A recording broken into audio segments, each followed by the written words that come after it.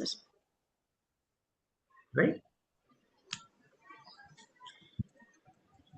तो नमस्कार दिव्यांशु एंड शिवांगी राव, नमस्कार मैम। नमस्कार।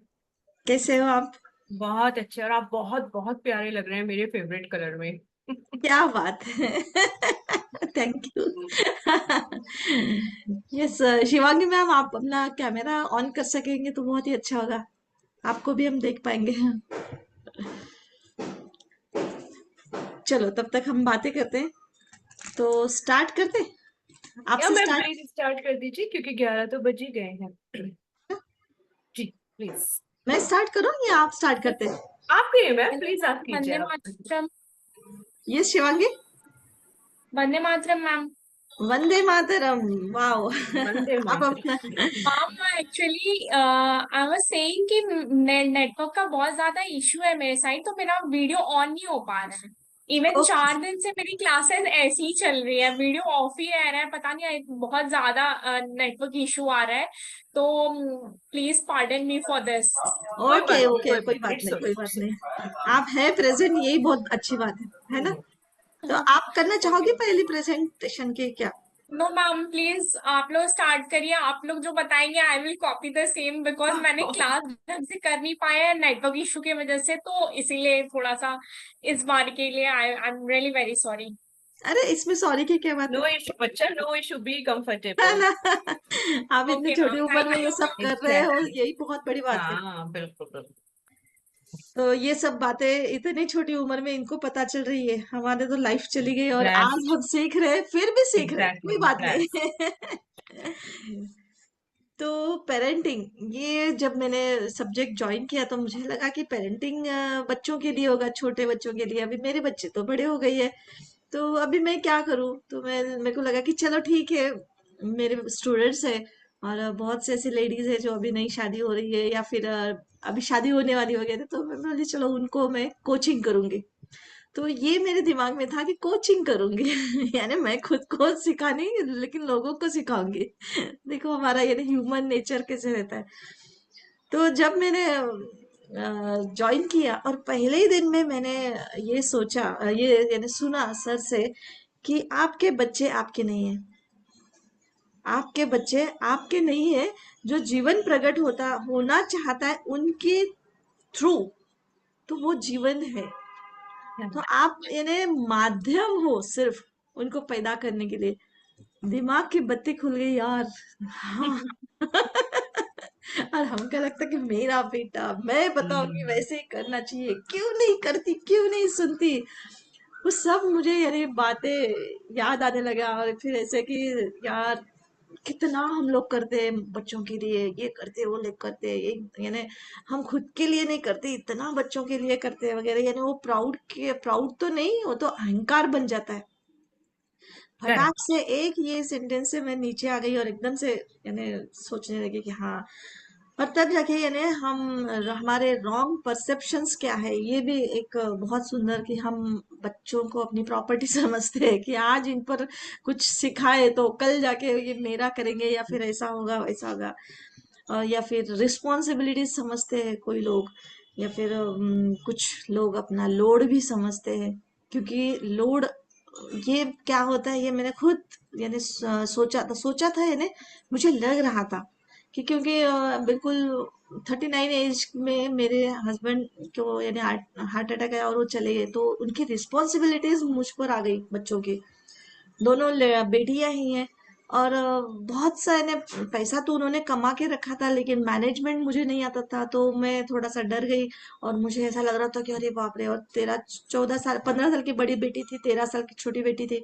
तो मुझे ऐसा लोड लगने लगा था कि पैसा भी मैनेज करना है, ये बच्चे भी, और इधर उधर भाग रहे बच्चे। और तब जस्ट लड़कियां तो कॉलेज में जस्ट गई, तो उनके यानी फ्रेंड्स वगैरह वो सब यानी अरे लड़कों से दोस्ती नहीं करना, अरे लड़कों से नहीं, लड़कों को घर में नहीं लाना। लेकिन वो इतने इजीली, मम्मी ऐसे ही करते हैं सब जन, सभी जन लड़कों से दोस्ती नहीं करेंगे तो हम बात किससे करेंगे, लड़कियों से हमारा पट्टाच नहीं है। तो ये मुझे सब इतना लोड हो जाता था कि क्या, कैसे करूं, कैसे करूं। तो ये सब मुझे यानी समझ में आया था, आ रहा था कि ये सब मैंने पार किया है, यानी सब वही स्टेज से मैं जा रही थी। और हर्ट भी हो जाते थे कि बच्चे अपनी सुनते नहीं है, अपने मन के करते हैं, अभी बड़े हो गए, थोड़ी सी समझ के आ गई तो तुम तो ऐसे भागने लगी हो, तुम तो ऐसा करने लगी हो।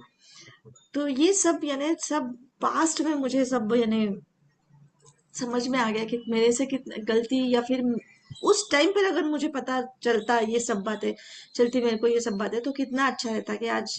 लेकिन ठीक है, जो गया पास्ट गया, औरों को मैं बता सकूंगी। ये यहाँ से मैंने फिर से अपने को ये कर दिया। फिर उसके बाद एक सेंटेंस मुझे यानी दिमाग में एक चमक गया कि आप अपने बच्चों का भविष्य उधार लेते हो। यार, भविष्य उधार लेते हो कैसे, क्या यानी उनका भविष्य करना है तो ये हम अभी से उनको ये करते रहते हैं, यानी पिंचिंग करते रहते हैं, बताते रहते हैं, और जो थॉट्स उनमें हम डालते हैं उसी से उनका भविष्य बनने वाला है। ये हमको पता ही नहीं। जैसे अभी जैसे ने कहा कि यानी लोग ऐसे करते तुम नहीं कर सकते हो, या फिर तुम ऐसे हो वैसे हो, ये जो बचपन में हम उनको बताते हैं, तो वो सब उनका भविष्य हम क्रिएट कर रहे हैं, यानी भविष्य हम उधार ले रहे हैं। और वो जो हम आज बातें कर रहे हैं उनसे उनका भविष्य इम्पैक्ट हो रहा है, ये हम जानते ही नहीं थे तब। और जो भी आए वैसे, क्योंकि हमारे साथ ऐसे हुआ तो तुम भी वैसे करो, या तुम भी वैसे करो, ये सब उनको यानी बताते थे। लेकिन इसमें उनको क्या क्या हम करेक्शन कर सकते हैं, क्या क्या हम उनको सिखा सकते हैं, ये बहुत ही सुंदर बताया कि जैसे बच्चों की स्टेजेस होती है कि वो डिपेंडेंट रहते हैं, या फिर सेल्फ एस्टीम उनका जागरूक होता है, या फिर अनकॉन्शियस लर्निंग कैसे हो जाती है उनकी। और फिर यानी इंडिपेंडेंट कैसे होते हैं, तो उसमें इनके उनके हैबिट्स, उनको डिसिप्लिन कैसे लगाना, उनकी रिस्पॉन्सिबिलिटीज क्या है, रिजल्ट्स क्या है वगैरह, रिचुअल्स क्या है, हमारे बिलीव्स क्या है, ये इतना अननोइंगली हम उन पर डालते रहते हैं, और उससे हम उनका भविष्य क्रिएट हो रहा है, ये हमको पता ही नहीं था तब, उस टाइम जब मेरे बच्चे बड़े हो रहे थे। लेकिन ये सब कैसे मैं कर रही थी, कैसे हो रहा था, ये पता ही नहीं। और उसके बाद जो यानी 13 ईयर्स है ना, मेरी जो बेटी है, जब मेरे 10-15 साल की थी, तब यानी वो इंडिपेंडेंट कैसे बन रहे, और मैं उनको ज्यादा यानी कर रही थी, पापा नहीं है तो मेरी सब जिम्मेदारी है, ऐसा करो वैसा करो, तो उनकी इंडिपेंडेंस या स्वतंत्रता मैं कैसे छीन रही थी, ये पता ही नहीं था हमको। पूरा कंट्रोल में कर रही थी कि यहाँ तक कि जैसे मेरी बच्ची छोटी बेटी है, तो उसको एमबीए में यानी कॉलेज में पूरा सिम्बोसिस में यानी पुणे में उसको एडमिशन मिली थी।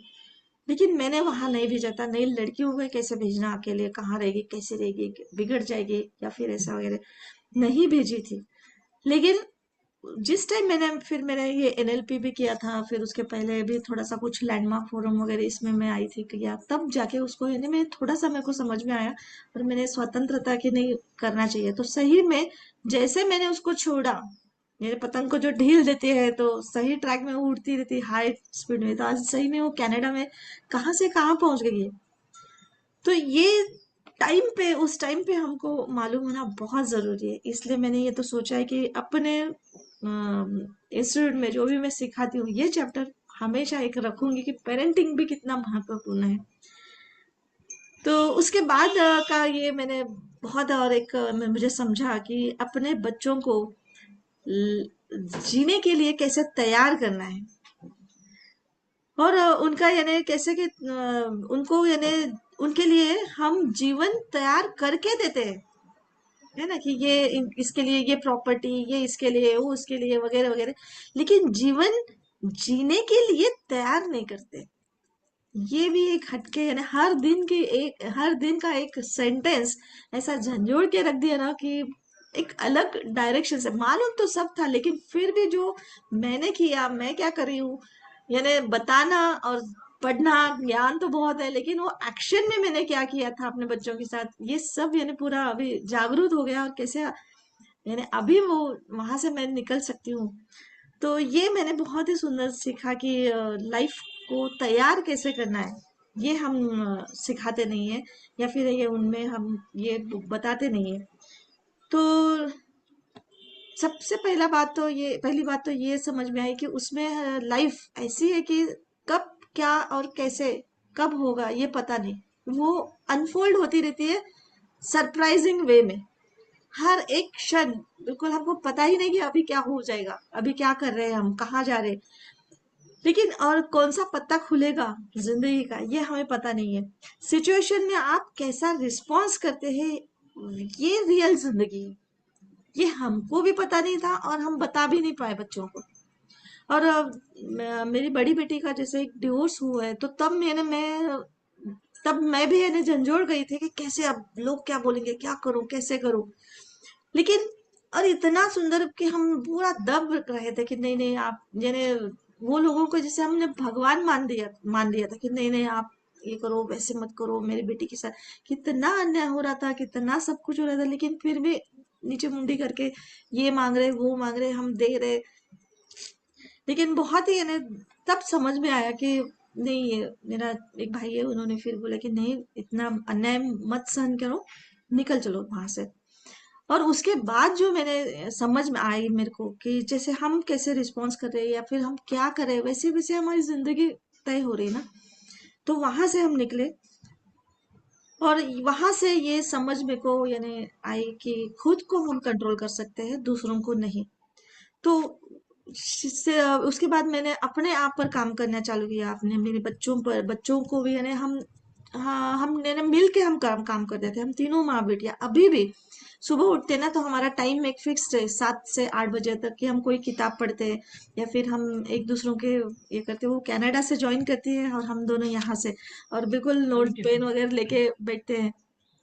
तो ये पढ़ाई करते रहते हैं हम। उस टाइम से हमने यानी तय किया, तब से अभी भी हम कितने किताबें हम यानी मिलकर, हम तीनों माँ बेटियां ऐसे बिल्कुल सहेलियों जैसे, ऐसा बिल्कुल लगता नहीं बच्चों को भी कि मम्मी है ये, कि मम्मी के साथ कैसे शेयर करे। वहां से भी कनाडा से भी वो भी यानी वैसे वैसे उसी तरीके से बात करती है। तो जी, जी। ये एक बहुत है यानी वो जो सर्कल ऑफ कंट्रोल था वो मैंने छोड़ दिया। उसके बाद इन्फ्लुएंस वगैरह ये सब यानी ऊपर ऊपर ऊपर ऊपर आती थी। और उसके बाद भी एक और कि विन विन पोजीशन में हम लोग काम कर रहे हैं अभी भी। कि जैसे पहले मुझे लगता था कि लोगों को यानी कैसे बताऊं, तो मैं खुद हार जाती थी, लेकिन बच्चों को ऊपर, नहीं नहीं तुम करो, तुम सही हो, तुम ये करो। लेकिन अभी वैसे नहीं, तो अभी नहीं बेटा, तुम्हें भी जीना है, मुझे भी जीना है। और कैसे क्या हम आगे जा सकते हैं, विन विन पोजीशन एक है। उसके बाद का मैंने एक ये बहुत ही सुंदर पॉइंट मुझे एक मिला कि ऑथेंटिसिटी तो है ही, क्योंकि हमारा सब्जेक्ट ही ऐसा है कि ऑथेंटिसिटी के बगैर, उसके बगैर कुछ हो नहीं सकता। जिंदगी चैलेंजेस ऐसे ही चैलेंजेस देती है जो आप हैंडल कर सकते हो। ये ना बाद में समझ में आता है, पता है, जब चैलेंजेस आते थे तब ऐसा लगता है कि हे भगवान तूने मेरे को ही क्यों ऐसा किया, मैं ऐसा क्या हूँ, मैंने ऐसा क्या गुनाह कर दिया तो तुमने ऐसा किया, वैसा किया, वगैरह वगैरह। लेकिन अब समझ में आ रहा है कि नहीं, जिंदगी वो जो चैलेंज दे रही है तो उसमें हम आगे बढ़ रहे हैं, हमारी प्रगति हो रही है। तो सही ऐसे ही चैलेंजेस देती है जिंदगी जो आप हैंडल कर सकते हो। और बड़ा ही सपने देखने के लिए उन्हें बताना है। और रिलेशनशिप के लिए सेल्फ डेवलपमेंट, दूसरों को सुधारने की कोशिश मत करो। तो ऐसे रिलेशनशिप में हम क्या सीख सकते हैं, हमारा यानी कैसे हम डेवलप कर सकते हैं कि इस तरीके से रिलेशनशिप आगे आ रहा है तो हमने क्या करना चाहिए। तो ये बहुत ही सुंदर इसमें से समझा है। और एक्सपेक्ट खुद से करो, दूसरों से करने के बजाय, दूसरों को सुधारने के बजाय खुद को सुधारो, खुद की उन्नति करो, खुद आगे चलो, काबिल बनो, तो कामयाबी आपके पीछे झक मार के आएगी। ये बहुत सुंदर सेंटेंस बताया। ब्यूटीफुल। तो बहुत ही सुंदर है। और जस्ट जीने के लिए प्रिपेयर मत करो, तो जिंदगी के लिए प्रिपेयर करो खुद को, कि जिंदगी ऐसे ही है। तो जिंदगी की जीने की तैयारी ना करो, लेकिन जिंदगी जी लो। आपको जिंदगी जीने के लिए मिली है। ये बहुत ही ये है कि जैसे अभी सर ने बताया कि फोटोग्राफ्स वहां निकालते हैं और बाद में अपन देखते हैं, और रियलिटी में वो सीन सिनेरी देखते ही नहीं है। तो चलो ठीक है, कैमरा नहीं काम कर रहा है तो भी वहां पे देख लो। तो ये एक बहुत ही सुंदर दिखा।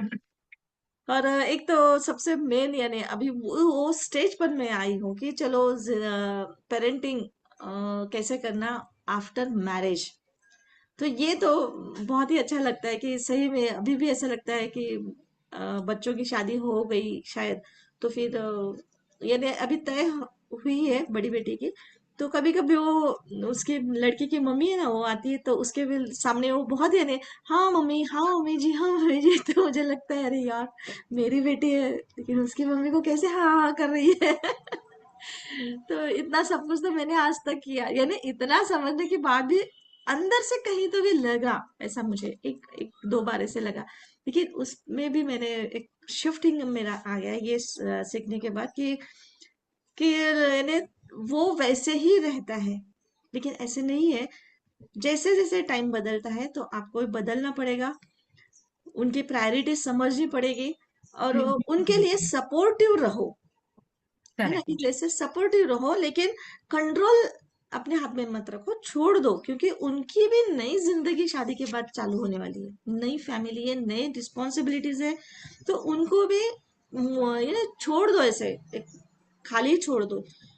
तो इस टाइप से, और कंट्रोल नहीं करना है, और अंडरस्टैंड करना है कि आपका रोल क्या है एज अ इन लॉज करके।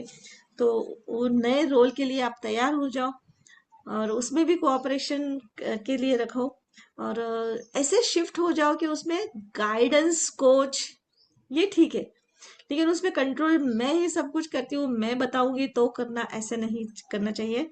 और पॉजिटिव एक यानी एटीट्यूड रखना चाहिए।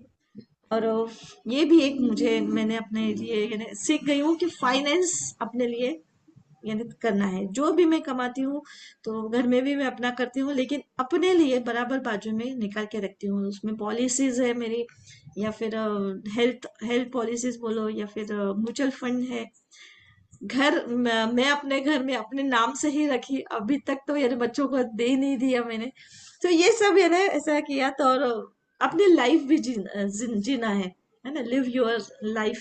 तो वो भी मैं जी रही हूँ कि जहां जहां मुझे घूमने जाना है तो मैं घूमने जाती हूँ, पिक्चर देखना है तो पिक्चर, मेरे भी एक फ्रेंड सर्कल मैंने भी बनाए, नहीं तो पहले मैं बच्चों के फ्रेंड सर्कल पर नजर रखती थी, लेकिन अभी नहीं रखती हूँ, कि ठीक है उनकी अपनी ब्यूटीफुल। जिंदगी है।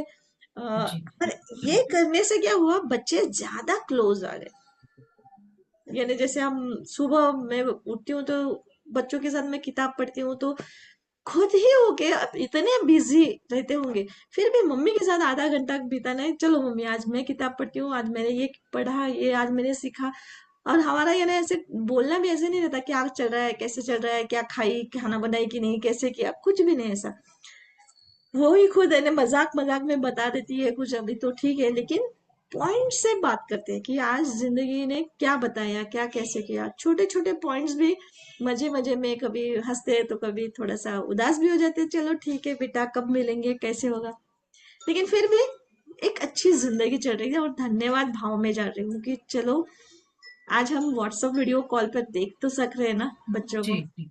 नहीं तो एक जमाना था तो यानी वो भी नहीं कर पाते थे, है ना, फोन भी एक एक घंटे के बाद लगाकर, या फिर लेटर भी लिखते थे तो महीने भर के बाद पहुंचता था फॉरेन में। करेक्ट। तो ये ग्रेटिट्यूड है, और बहुत ही यानी ऐसे यानी मन को ऐसे एकदम से आजाद पंछी जैसे बना दिया सर ने, स्वतंत्रता दिया कि ये सोच से हम कितना सोच सकते हैं, कितना यानी अपनी लाइफ बदल सकते हैं। ब्यूटीफुल। तो बहुत ही सुंदर, अगर आप अपने आप को खुश नहीं रख सकते तो आप दूसरों को भी दुखी करेंगे, है ना। एब्सोल्युटली तो करेक्ट। खुश रहे, आपकी जिंदगी आपकी खुशी से औरों को भी खुशी मिलती है। ये सेंटेंस मैंने बड़े अक्षरों में मैंने अपने विजन बोर्ड में लिख के रखा है कि मैं खुश रहूंगी तो वो एक एनर्जी ये इस वातावरण में फैलेगी, और सभी जन खुश रहेंगे।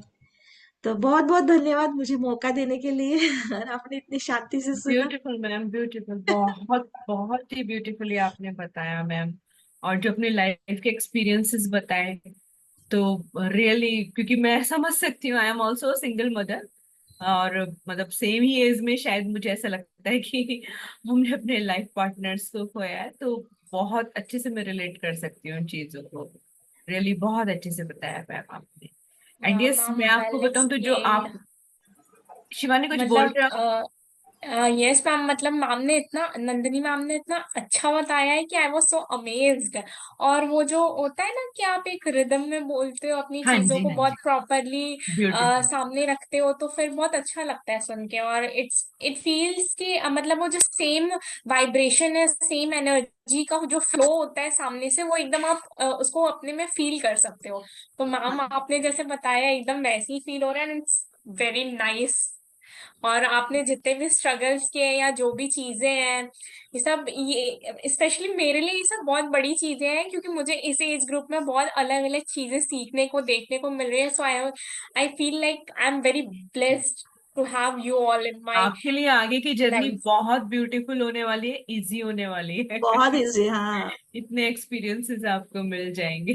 सही है, एकदम सही है। Okay ma'am, sure, thank you.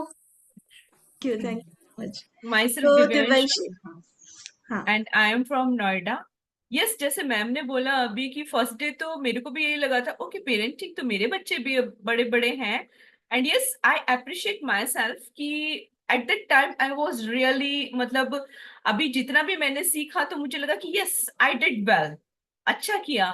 क्योंकि बच्चों पे कभी कंट्रोलिंग एसच नहीं रखी, सुपरविजन दिया उनको, एक बहुत अच्छे उनके मेंटोर बनी, फ्रेंड बनी, लेकिन कंट्रोलिंग कभी नहीं की। बस ये उनको एक, जरूर मैंने हमेशा हिदायत दी कि whatever you are doing, whatever, जहां भी जा रहे हो, जो भी कर रहे हो ना, मेरे को बता के रखो, बस दैट्स इट। उस मैंने कभी इंक्वायर नहीं किया, कभी जैसे मॉनिटरिंग करते हैं कहाँ जा रहे हैं, किससे मिल रहे हैं, कैसे, वो भी नहीं किया। बिकॉज मुझे ये पता था कि मेरे को फेथ रखना है बस बच्चों में, बच्चे अपने आप ही सब कुछ अच्छा करेंगे। पर अभी पेरेंटिंग के जो डिफरेंट लेवल्स देखे हैं, तो बहुत कुछ सीखने को मिला।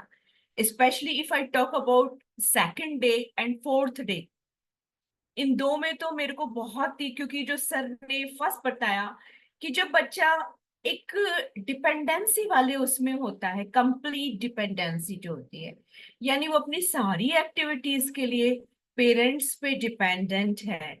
अगर उसको भूख लगी है तो खाना पेरेंट्स डालेंगे, अगर बीमार है तो ये भी पेरेंट्स को ही पता करना है कि इसको तकलीफ क्या है, उसके हाइजीन के लिए, उसकी हर एक्टिविटी के लिए पेरेंट्स ही उसके एक जरिया होते हैं। लेकिन सेकंड लेवल जब आ जाता है, इंटरडिपेंडेंसी, माइन्यूटली अगर देखिए तो गड़बड़ियां वहीं पर होती हैं। क्योंकि जब 3 4 5 साल के करीब बच्चे को इस तरह से फीड करते हैं पेरेंट्स, तो वो शायद उनकी आदत बन जाती है। और वहीं पे एक छोटी सी मिस्टेक हो जाती है कि जब बच्चा डिपेंडेंसी वाले स्टेज में से हटके इंडिपेंडेंसी वाली स्टेज में जा रहा होता है, पेरेंट्स उसको तब भी फीड ही कर रहे होते हैं।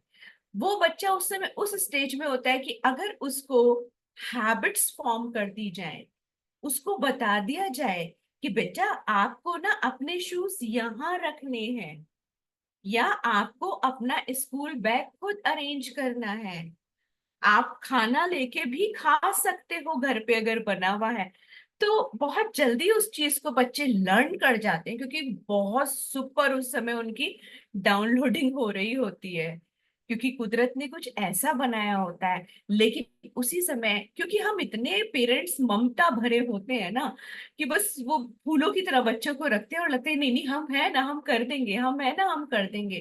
वो एक छोटी सी मिस्टेक का पार्ट होता है।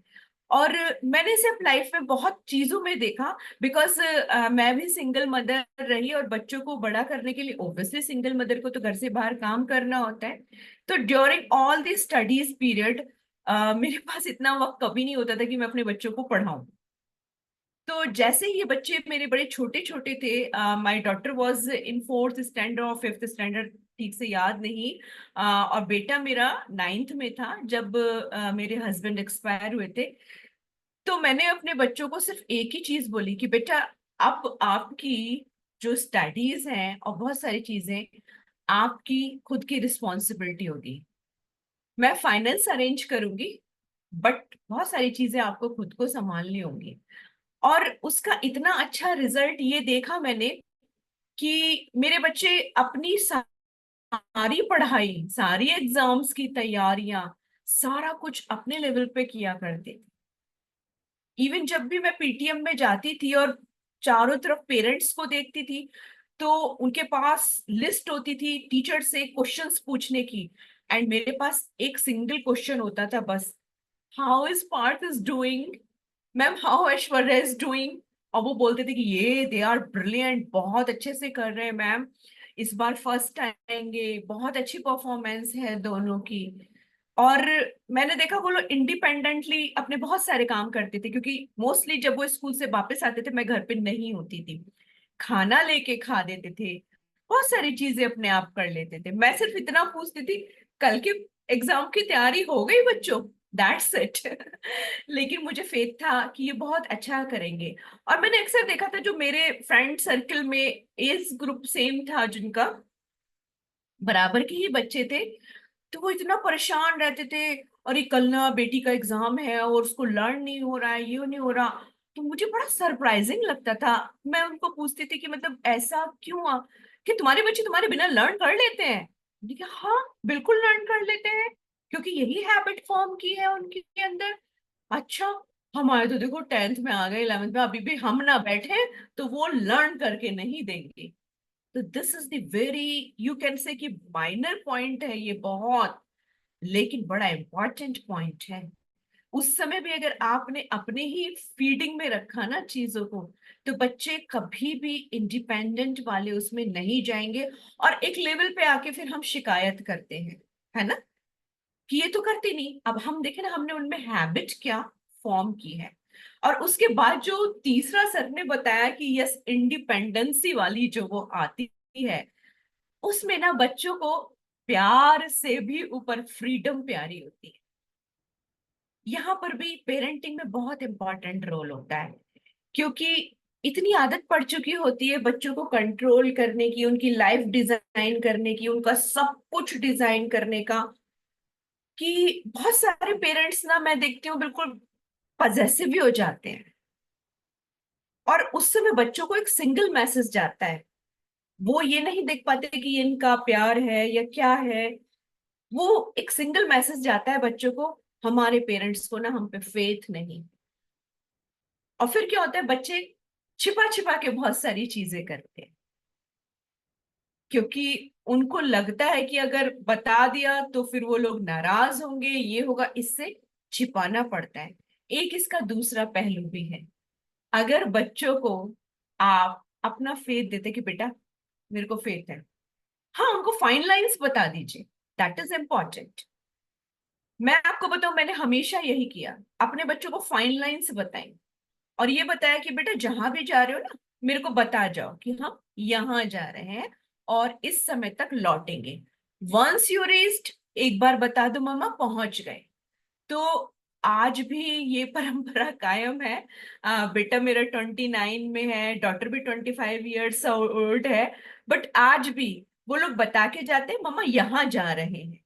और जैसे जब पहुंच जाते हैं उस जगह, तो मैसेज कर देते हैं एक व्हाट्सएप पे, रीच्ड, मम्मा पहुंच गए। इवन मेरी डॉटर भी एक लंबे समय बैंगलोर रही, तो वो वहां से भी कहीं उसको जाना होता था, कुछ होता, तो वहां पे भी मेरे को बता दिया करती थी, mumma I am reached, mumma I am reached. तो एक रहता है कि चलो ठीक है बच्चा पहुंच गया, ठीक है, वो बीइंग अ पेरेंट्स रहता है, बस काफी है इतना। क्योंकि इससे ज्यादा जब आप जाएंगे ना, मैंने कहीं पढ़ा था, बच्चे ना मिट्टी के खिलौनों की तरह होते हैं, जितना कस के पकड़ेंगे वो टूट जाए। तो every prisoner bird try to fly. और जिसे आपने खुला आकाश दे दिया, उसको इतना नहीं रहता। तो आप देखेंगे, आप धीरे धीरे, क्योंकि वो एक लेवल ऐसा होता है जब आपको पूरी तरह अपने बच्चों के दोस्त बन जाना चाहिए। और इसका एक फायदा ये भी होता है कि आपके बच्चे फिर वो सारी चीजें ना घर के बाहर नहीं ढूंढते। जब आप अपने बच्चों से उस थर्ड लेवल पे जाके बहुत अच्छी दोस्ती कर लेते हैं, तो उन्हें ना बाहर जरूरत नहीं होती। और एक बात तो श्योर है ही ना, कि बीइंग अ पेरेंट, हम उन्हें बेस्ट गाइडेंस देंगे। बाहर से यू नेवर नो कब कहाँ कैसे उन्हें क्या गाइडेंस मिल जाए। लेकिन यहाँ से एक बार की जो श्योरिटी है कि हम उनको जो भी कहेंगे एज अ वेल विशर, उनको सच्ची सही बात कहेंगे। कोई हमारे उसमें कोई भी ऐसा नहीं होगा जिससे फ्यूचर में उनका नुकसान हो सकता है। तो इसलिए उस स्टेज पे जाके वो जो होता है ना कि बच्चों को जो फ्रीडम से बहुत प्यार होता है, तो थोड़ी बहुत फ्रीडम उन्हें फाइन लाइन बता के, सही चीजें बता के जरूर से देनी चाहिए। जैसे होता है ना, जब हमारा बच्चा कोई व्हीकल ड्राइव करता है तो उसको ट्रैफिक रूल्स पता होने चाहिए। That's it. उसके बाद आप उसको जाने दीजिए, वो अपने आप से अच्छे से ड्राइव करेगा। Have a faith. और फोर्थ डे का मैं थोड़ा सा सही बताऊं तो मुझे बहुत बहुत ज्यादा अच्छा लगा, क्योंकि जब आप जिस उसमें होते हैं ना साइकिल में, तो वो साइकिल आपको बहुत अपीलिंग लगता है। और मैं इस टॉपिक पे बहुत अच्छे से काफी लोगों को गाइड भी करती हूँ। ऑल्दो अभी अवेयरनेस कम है, लेकिन जो तैयारियां हम लोग करते हैं एक शादी के लिए, कितना लंबा टाइम, कितना बड़ा पैसा उसमें लगाया जाता है एक दिन के इवेंट के लिए, और जिंदगी भर के लिए क्या तैयारी, कुछ भी नहीं करते। अगर उस चीज को समझ जाए कि यस, ये जो इवेंट है इसके लिए भी कोई ट्रेनिंग जरूरी है। कोई भी आप प्रोफेशन में निकलिए मैम, कोई भी प्रोफेशन में निकलिए, आपको उससे रिलेटेड कोई डिप्लोमा, कोई कोर्स, कोई ट्रेनिंग, कुछ तो करना होएगा ना। यहाँ जिंदगी भर का यू नो जा रहा होता है कारवां बनने के लिए, और उससे रिलेटेड कोई तैयारी नहीं। तैयारी होती है तो गहनों की, कपड़ों की खाना पीना, पंडाल बाजा, सब चीजों की तैयारी होती है। पर जो मोस्ट इम्पॉर्टेंट है उसके लिए कोई एजुकेशन प्लान नहीं है। और जो सबसे जरूरी है, और मतलब इसमें जो चार पांच पहलू आए वो बड़े सुंदर आए, क्योंकि शिफ्ट हो रही होती है लाइफ, बच्चों की नहीं, पेरेंट्स की भी।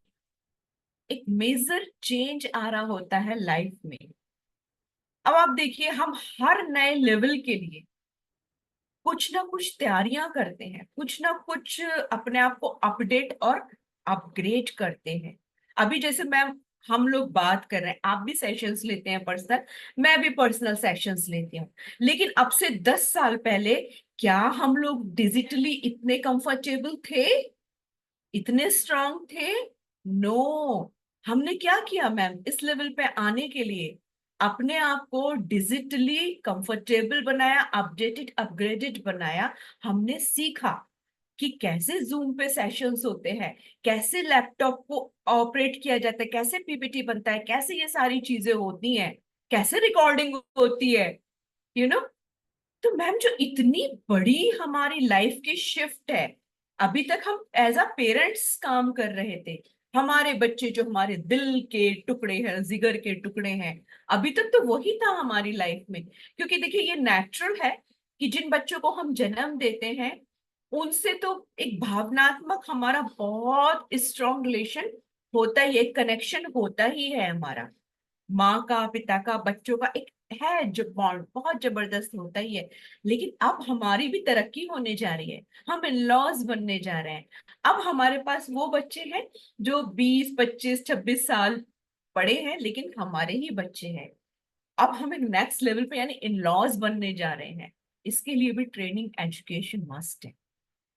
हमें कुछ चीजों में अपने आप को चेंज करना पड़ेगा, जिसमें सबसे पहले हमें कंट्रोलिंग वाला पार्ट छोड़ना पड़ेगा, रूल्स रेगुलेशंस को बदलना पड़ेगा। क्योंकि क्या होता है, मैं आपको बताऊं मैम, तो मेरे पास 99% जो केसेस हैं उसमें दिक्कत सिर्फ और सिर्फ इन लॉज वाली ही है। एक आध कह दीजिए जिसमें हस्बैंड वाइफ का इशू होगा, और उसमें भी रीजन कहीं ना कहीं इन लॉज ही होते हैं। कुल मिला के ये समझ में आया कि वो दूसरा बच्चा जब होता है ना, तो शायद उसको डे वन चेंज करना चाहते हैं, चाहे वो उनका सन इन लॉ हो या डॉटर इन लॉ हो। How is it possible? सारी दिक्कत ही वही होती है कि हम अपने जो हमने बनाए होते हैं ना, 1 2 3 4 5 6 7 8 rules and regulations, by day one से ये फॉलो करने हैं। आप सोचिए मैम, वो जो बच्चा होता है, वो 20 25 साल अपने घर रह के आया होता है, फ्रीडम वाली लाइफ में। जब मर्जी उठे, जो मर्जी खाए, ना खाए बाहर से मंगा के खा ले, जो कंफर्टेबल ड्रेस पहनना है वो पहने, जैसे मर्जी जिंदगी जीना है जिए। और अगर डे वन से उसको रूल्स की लिस्ट पकड़ा दी जाए तो क्या फीलिंग उसमें आती है? उसमें फीलिंग आती है कि वो अपने घर नहीं आया है। हम्म, मैं वो वर्ड इस्तेमाल नहीं करना चाहती क्योंकि गलत वर्ड है, लेकिन फीलिंग वैसी ही आती है कि शायद कुछ कैद कर लिया गया है मेरे को। और फिर क्या होता है? एक कैदी क्या करता है हमेशा? छूट के जाने की कोशिश, रिवोल्टिंग। और वो जो रूल्स, आप याद कीजिए जब हम लोग स्कूल या कॉलेज में तो खैर ऐसा नहीं होता, लेकिन स्कूल्स में जो टीचर सबसे सख्त होता था, जो सबसे ज्यादा नियम कायदे बताता था, वही टीचर बच्चों को कभी पसंद नहीं आता था। जो टीचर्स फ्लेक्सिबल होते थे, आओ बच्चों बातें करते हैं, तुम अपने बारे में बताओ बच्चों, वो टीचर्स हमें कितने अच्छे लगते थे, और हम टीचर्स डे पे भर भर के गिफ्ट्स उनको ही दिया करते थे। ये सिंपल सा पॉइंट है। वो जो नर्सरी से हम एक पौधा लाते हैं ना, उसको भी हमारे घर में मिट्टी पकड़ने में गमले की वक्त लगता है। उसको हम नर्चर करते हैं, धूप भी दिखाते हैं, अगर शेड लविंग प्लांट है तो अंदर रखते हैं, पानी देते हैं, कम पानी देना है ज्यादा पानी देना है इसका भी ध्यान रखते हैं, उसमें क्या हमको फर्टिलाइजर डालना है ये भी ध्यान रखते हैं। अरे वो जो पौधा 20 25 साल में अपने पूरा दरख्त बन चुका है, जड़ें पकड़ चुका है, अब वो हमारे घर में आ रहा है, और हमने आते ही उसको बहुत सारे रूल रेगुलेशंस बता दिए, कंफर्टेबल नहीं कराया उसको, फ्रेंडली नहीं कराया उसको, उसको ये नहीं बताया कि बेटा ये आपका घर है, this is your own house, जैसे वहां थे वैसे यहाँ हो।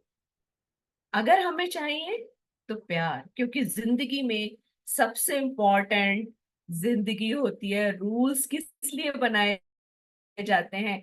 कि जिंदगी बेहतर हो जाए। लेकिन अगर हम रूल्स को पकड़ के बैठ जाएंगे तो शायद जिंदगी रूल्स ही बन के रह जाएगी, और बेहतरी कभी नहीं हो पाएगी। एंड यस, वन पॉइंट मुझे बहुत अच्छा लगा, बिकम अ गाइड, मेंटर और सपोर्टर टू योर किड्स। एक लेवल वो आता है जब आपको कनेक्ट करना होता है, करेक्ट नहीं करना होता। और कनेक्ट करने के लिए आप पे सबसे पहले तो विजडम होनी चाहिए, क्योंकि अगर विजडम नहीं है आपके पास तो ये गाइडेंस भी रॉन्ग हो सकती है। और स्पेशली अगर मैं कहूँ तो अगर आपकी डॉटर है तो यस, आपको अपनी डॉटर को सुनना बहुत जरूरी है। इन लॉज के हाउस में है तो सुनना बहुत जरूरी है। पहले सिर्फ सुनिए, क्योंकि उसके पास शायद बताने को बहुत सारे जरिए नहीं होते, तो सुनना बहुत जरूरी है। सुनिए, एकदम से भी आंसर मत दीजिए थोड़ा उसको पूरा चिंतन मनन कीजिए कि यस इसमें राइट क्या हो सकता है। सामने वाले जो सर ने कहा ना कि ड्राइविंग सीट पे तो कोई और बैठा है, गाड़ी सड़क पे है, और ड्राइविंग के पूरे रूल्स और लेसन और लर्निंग्स कैसे ड्राइव करना है ये कोई फोन पे दे रहा है। उसने कहा कि पत्थर आ गया, अगर निकाल दो छोटा सा है, हो जाएगा पार। क्या होगा? पता चला या तो टायर के नीचे आके टायर बस्ट हो गया, या कुछ भी हो सकता है, गाड़ी डिसबैलेंस हो गई। तो उस सिचुएशन को, मदर को अगर डॉटर कुछ बता रही है टेलीफोनिकली इन लॉज के हाउस से, तो आराम से पहले सुन लो। अच्छा बेटा, अच्छा बेटा, डू वन थिंग बेटा, give me little bit time, है ना, क्योंकि ये सिचुएशन ऐसा नहीं है कि मैं एकदम आपको, जनरली होता है कि मदर्स हाइपर होके एकदम से जवाब दे देती है ना, क्योंकि ऑब्वियसली बच्चा बता रहा है तो अपने बच्चे का नहीं कोई भी प्रॉब्लम देखी जाती। लेकिन मैं कहती हूँ उस मोमेंट थोड़ा पॉज दीजिए और उस सिचुएशन को एनालाइज कीजिए, क्या क्या हुआ होगा, कैसे कैसे क्या होगा, फिर उसमें से राइट सॉल्यूशन निकालिए। तब जाके फिर बच्चे को बताइए कि ओके बेटा ऐसा कीजिए। लेकिन अगर चीजें ऐसी हैं जो अनबियरेबल है, तो यस, आप बच्चे को फिर वो वाली शिक्षा मत दीजिए कि वो तुम्हारा घर है, तुम्हें वहीं रहना है, वहीं निभाना है, वो ही करना है। क्योंकि मैं आपको रियली बताऊं, मैं कुछ ऐसी गर्ल्स को जानती हूँ personally, they are living in hell, but उनके खुद के पेरेंट्स सिर्फ उन्हें एक ही शिक्षा दे रहे हैं कि तुम्हें वहीं रहना है, वहीं रहना है, वहीं रहना है। समाज क्या कहेगा? अगर तुम यहाँ आ गई तो 4 दिन बाद रिश्तेदार बात करने लगेंगे। और मुझसे ना सही बताओ तो उस लड़की का दुख देखा नहीं जाता है। वो क्या क्या यातनाएं नहीं सह रही है, सिर्फ इस वजह से क्योंकि उसके भी एक डॉटर है, and financially she is not secure, तो उसको नहीं पता भी क्या करे, डॉटर भी बड़ी छोटी सी है। तो मैं कहती हूँ ऐसी स्थिति में ना वो सारे रूल रेगुलेशंस गए भाड़ चूल्हे में। अपने बच्चे की सपोर्ट बनिए, क्योंकि बच्चा किसकी तरफ देखता है। मुझे बड़ा अच्छा सा एक प्रसंग याद आ रहा है इस यहाँ पर एग्जाम्पल के लिए। बस अगले 2-3 मिनट और लूंगी शिवानी में, ऑलमोस्ट मेरा टाइम हो गया है। कि एक बार रामचंद्र जी जब वनवास के लिए गए थे, तो एक उन्होंने वो अपना धनुष जो था रख दिया था एक जगह पे। तो जब उन्होंने धनुष उठाया तो देखा एक गिलहरी के ऊपर रख दिया था उन्होंने वो धनुष। तो उन्हें बहुत दुख हुआ, उन्होंने क्षमा मांगी गिलहरी से कि मैंने, आप चिल्लाए भी नहीं, मैंने अपना धनुष आपके ऊपर रख दिया, आपने कुछ भी नहीं कहा। तो गिलहरी कहती है, हे प्रभु, इस दुनिया में कभी भी कोई भी संकट होता था या कोई भी दिक्कत होती तो मैं राम राम राम राम ही पुकारती थी, पर आज राम ने ही धनुष रख दिया तो किसको पुकारूं। तो मतलब मुझे भी उन बच्चों की स्थिति कुछ ऐसी ही लगती है, क्योंकि कभी भी कोई भी मुश्किल लाइफ में आती है तो बच्चे माता पिता की तरफ देखते हैं। और पेरेंट्स ही अगर ये कह दे कि हमसे कोई लेना देना नहीं है, तुम जानो तुम्हारा घर जाने, वो बच्चे किसे पुकारे। तो आई रियली विश कि सब पेरेंट्स को इतनी विजडम जरूर हो कि वो अपने बच्चों के अच्छे गाइड, अच्छे फिलोसफर बने, सब कुछ करें, लेकिन टाइम आने पे उनकी स्ट्रेंथ, उनकी सपोर्ट भी बने। Thank you so much, love you so much, bless आओ, बहुत ही बढ़िया, बहुत ही बढ़िया, बहुत ही सुंदर। Thank you so much ma'am, last thank moment तो इतना सुंदर था कि माँ बाप ही अगर मुंह एग्जैक्टली मोड़ मैम। दे तो क्या, कहाँ जाएंगे बच्चे। कहाँ जाए। बहुत सुंदर। Ma'am very nice. मतलब आई सेड ना, इतना कुछ है सीखने को, इतना कुछ है कि समझ बहुत। नहीं आता है कि इंसान क्या क्या एक ही बार में। मतलब मुझे इतना अच्छा फील हो रहा है, इतना ज्यादा अच्छा फील हो रहा है कि I can't explain in words. मतलब हर सेशन में कुछ नया, कुछ इंटरेस्टिंग, और इतने लोगों के व्यूज, इतने लोगों के परसेप्शंस, और इतनी स्वीट स्वीट बातें, और स्पेशली आप जैसे प्यारे प्यारे फेसेस देखने को मिलते हैं कि मजा ही आ जाता है यू एकदम। Are also so sweet Shivani, बहुत प्यारे बच्चे हो, मैंने ड्यूरिंग सेशंस आपको बहुत बार देखा है, बहुत प्यारे बच्चे हो। Thank you ma'am, now thank you it's so your much. Turn Shivani, या Shivangi, ma'am, sorry Shivangi. Shivangi. yes, ma'am. So, as I said, ma'am, I did not have that much content to speak because मैंने अच्छा, ढंग से बस बोलो क्लासेस नहीं आप की जो है। भी मन है हाँ, प्लीज, सो मैंने बी जो कंफर्टेबल। डे 2 में जो सर ने बताया था ना, उसको मैंने थोड़ा अच्छे से समझा। तो जो सर फेजेस के बारे में बता रहे थे कि there are 3 type of phases, phase 1, phase 2 and phase 3। So मुझे वो चीज बहुत इंटरेस्टिंग लगी कि मतलब कितनी मतलब उस दिन सर ने बहुत सारे रियलिटी चेक्स दिए कि एक्चुअली में रियली देखा जाए तो 3 फेजेस होते ही हैं। एक तो हम जब अपने पेरेंट्स पे बहुत डिपेंडेंट होते हैं, वो हमारा एक एरा चलता है। फिर जब हम इंटरडिपेंडेंट होते हैं कि मतलब हाफ उन पे डिपेंड करते हैं, और उस टाइम हमारे माइंड में ये भी चल रहा होता है कि नहीं, अब तो हम सब कुछ कर सकते हैं, अब तो मुझे हम पेरेंट्स की क्या ही नीड है, ये हम तो मतलब ये जो 8, 9, 10th क्लास का फेज होता है, टाइम होता है, उसमें ये बहुत ज्यादा इनबिल्ड हो जाता है बच्चों में। कि स्पेशली मैं, हम जब आई सी माई एज ग्रुप पीपल्स, वो जब बातें करते हैं, जो डिस्कशंस करते हैं, तो नॉर्मली वो लोग भी यही सब बात करते हैं कि यार अब क्या ही जरूरत है, अब उन्हें बताने की क्या जरूरत है, उन्हें बोलने की क्या जरूरत है, हम तो अब कहीं भी जा सकते हैं, हम तो बहुत ज्यादा। और उसमें उस टाइम में सेल्फ कॉन्फिडेंस भी इतना ज्यादा हाई होता है बच्चों का, स्पेशली हम लोग का, कि हमें लगता है कि जो हम कर रहे हैं वो सब सही है। तो वो एक फेज होता है। और जो थर्ड फेज सर बोल रहे थे, इंडिपेंडेंट फेज, तो उस टाइम में मतलब मेरा, I will take it on myself, अगर मेरा देखा जाए तो मेरा जो इंटरडिपेंडेंट फेज था वो सच में इंटरडिपेंडेंट फेज था, क्योंकि मेरे मेरे लाइफ में बहुत मेरे लिए जो कुछ भी है वो मेरे पेरेंट्स ही हैं। सो मुझे ये उससे कोई मतलब नहीं होता कि मेरे फ्रेंड सर्कल में क्या चल रहा है या वो क्या बोल रहे हैं, या उनकी चीजों से इन्फ्लुएंस हो जाना, ये मेरे साथ नहीं होता है।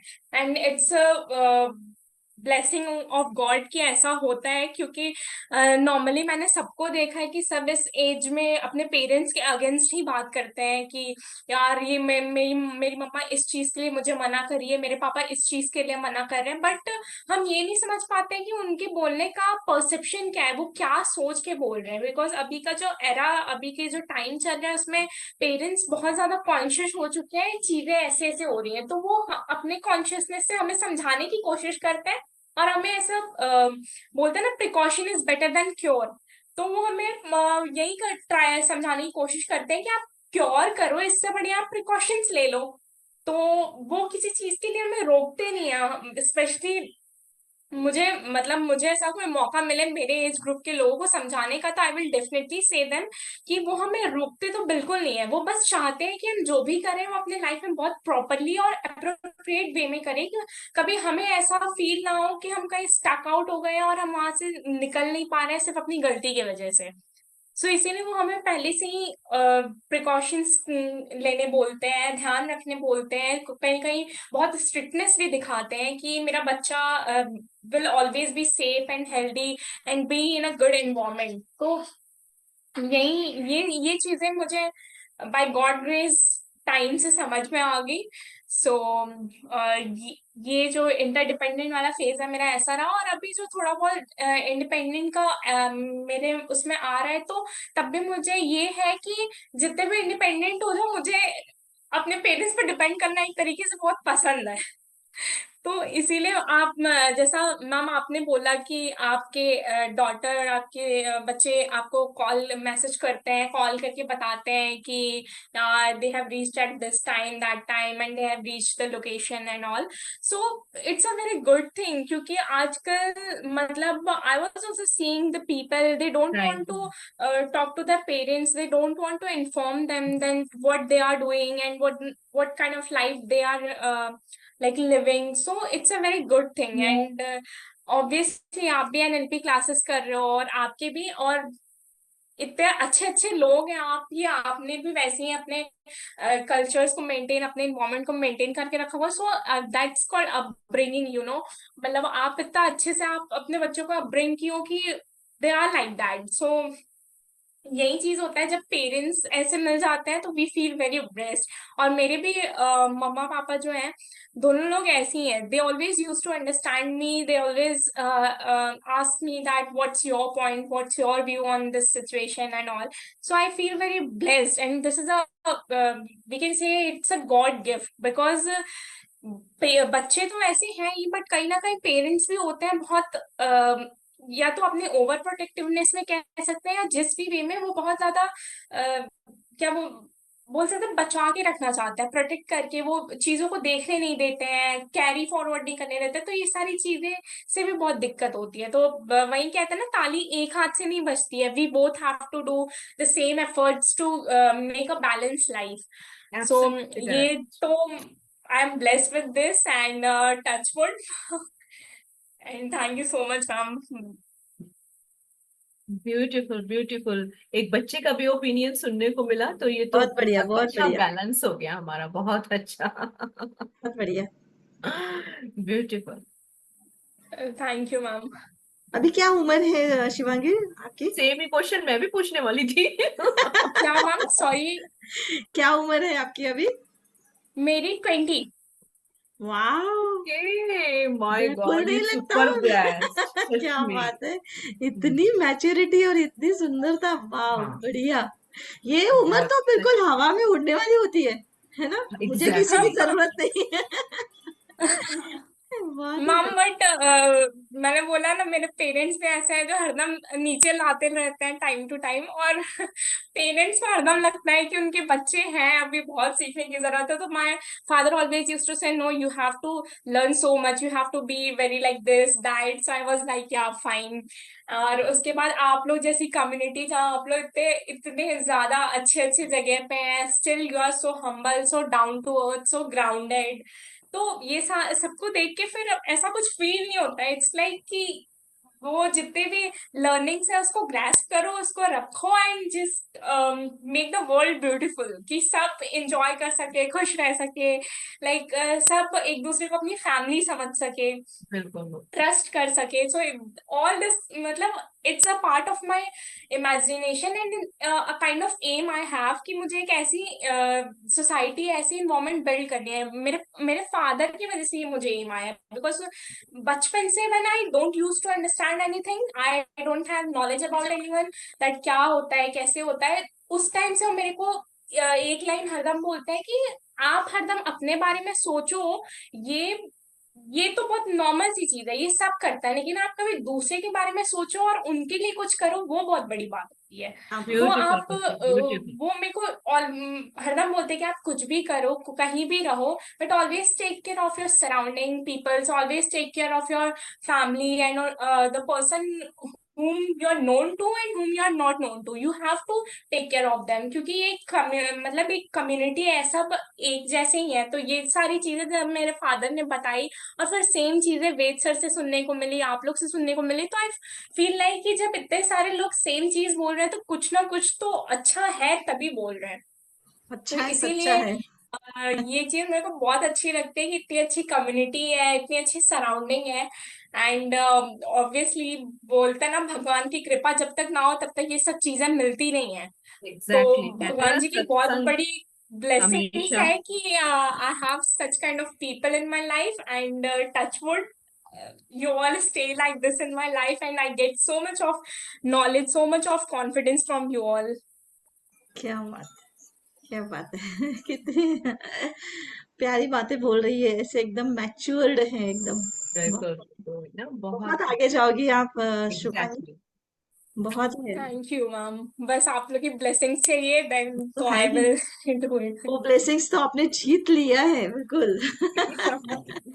चाहिए क्या, वो तो जीत गॉड लिया ब्लेस यू बच्चों, है। गॉड ब्लेस सही है, सही है। यू। बहुत ही बढ़िया। एक तो पॉइंट जो मुझे बड़ा बहुत ही अच्छा लगा था कल, और कुछ पुरानी बातें मुझे याद आई। एक्चुअली हम जो फ्रेमिंग से बड़े होते हैं ना, जो देखते हैं वही हमारा बिलीफ बन जाता है, वही परसेप्शन बन जाता है।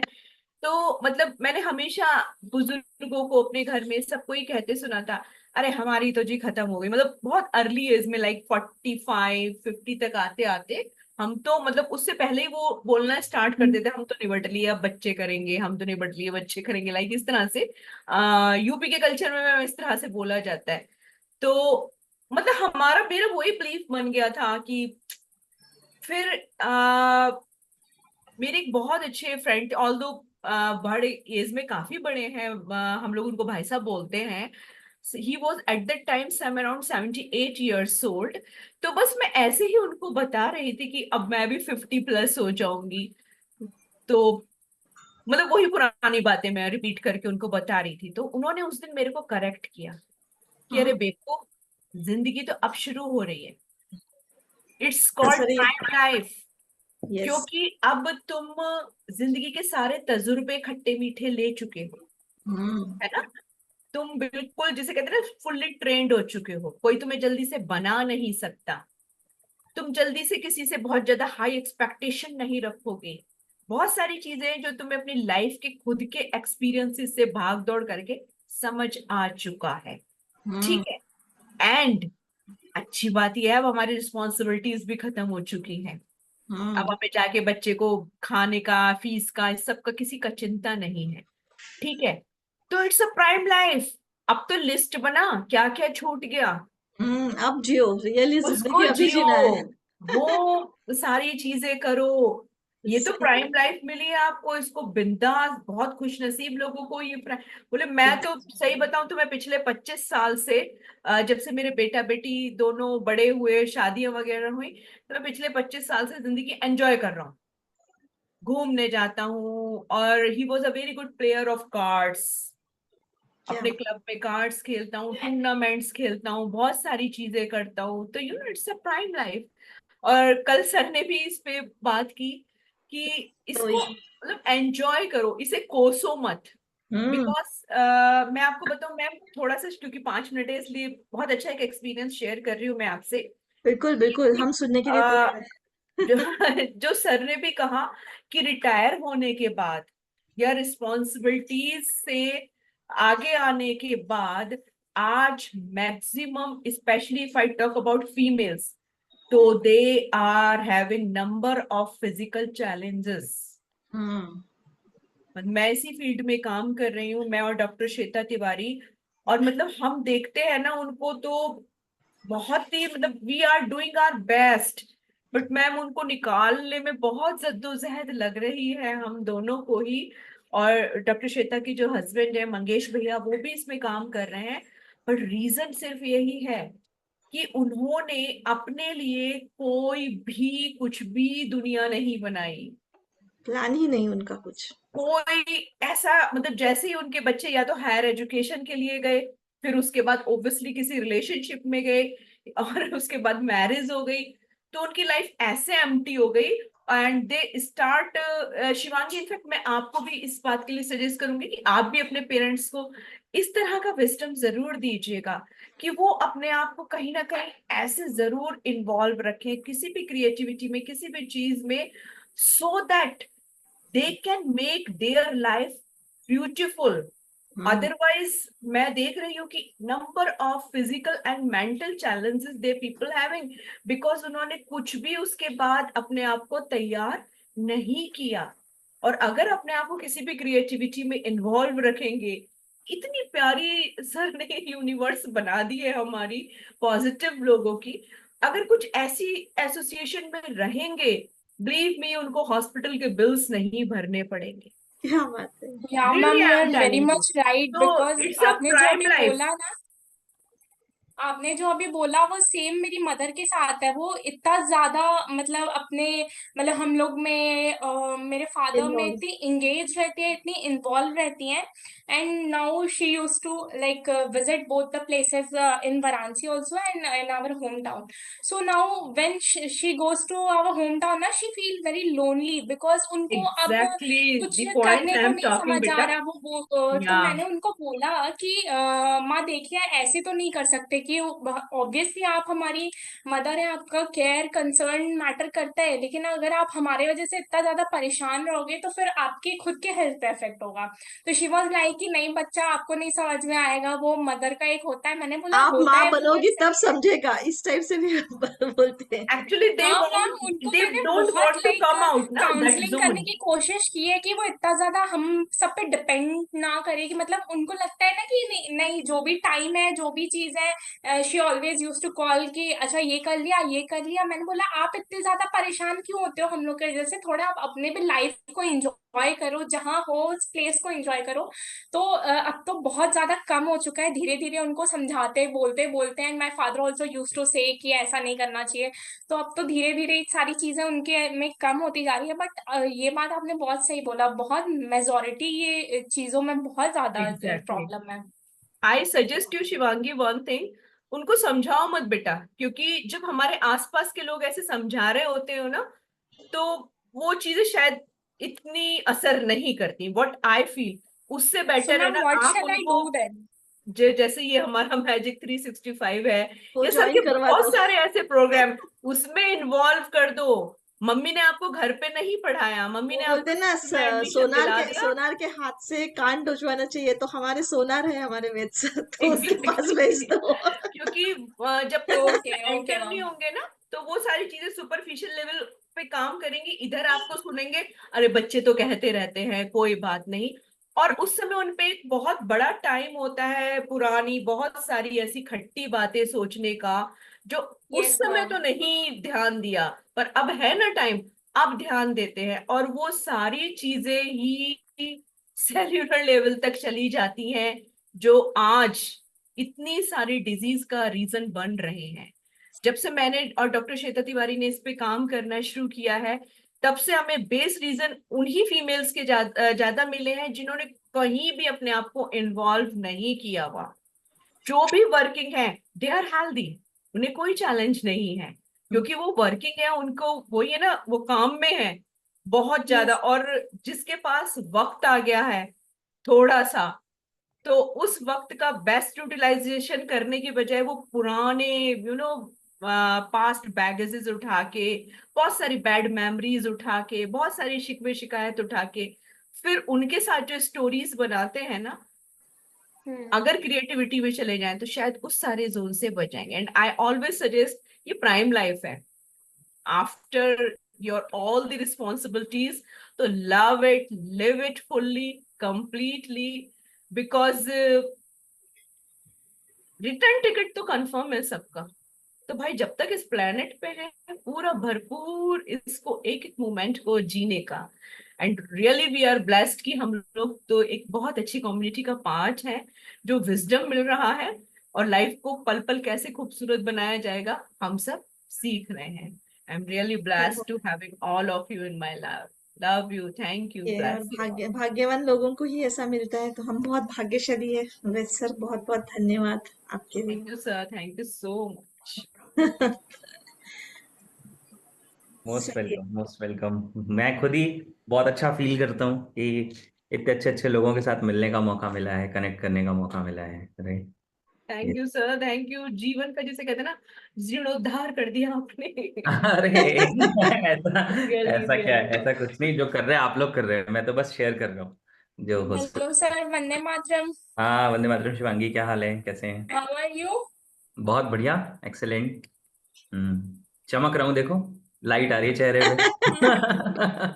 सर वो तो हरदम ही रहता है, ये कोई नई बात नहीं है मुझे। जब मैंने जब स्टार्टिंग में आपको बोला था ना, एक तो आपका नाम भी वैसे ही है, ऊपर से आपके फेस पे ग्लो भी हरदम वैसे ही रहता है, हमेशा तो रहता है, हमेशा टच रहता वुड। है। नहीं, मुझे तो रिफ्लेक्ट कर रही है लाइट अपने फोरहेड से, तो मैं वही देख रहा हूँ कि लाइट मुझे तो रिफ्लेक्ट। सर की $1 million स्माइल जो है ना, oh my God. Because sir आपकी जो स्माइल है वो बहुत इनोसेंट है, रियली। मतलब इनोसेंस ही बहुत ज्यादा उससे आपके फेस पे आती है। और क्योंकि इस पे काम किया है मैंने थोड़ा सा, तो वही जिसके फेस पे इनोसेंसी वाली स्माइल होती है, वो हार्टली कनेक्ट करता है एकदम, यस, जैसे कहते हैं ना, खुदा का बंदा। बाहर बाहर थैंक कनेक्ट यू, करते हैं सर, बिल्कुल। बहुत ही थैंक यू। चलिए अब वापस मेन रूम में आ जाते हैं। टाइम तो एक्स्ट्रा मैंने आज दिया सबको क्योंकि लोग बात कर रहे थे, तो क्लोज करता हूँ ब्रेकआउट रूम। बिल्कुल। Thank you sir. अच्छा, अभी भी लोगों के पास 60 सेकेंड।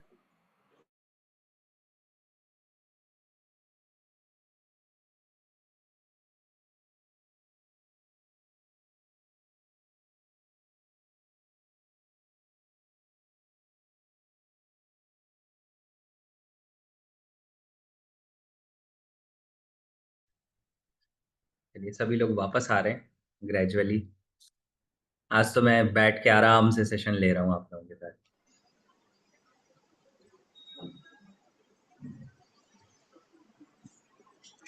बहुत ही अच्छी सिस्टम है ये, लेकिन ये जो साइड में जाते हैं और बातें करते हैं, इतना कुछ यानी हमको पता लग जाता है अलग अलग डायरेक्शन से कि कौन क्या सीख रहा है।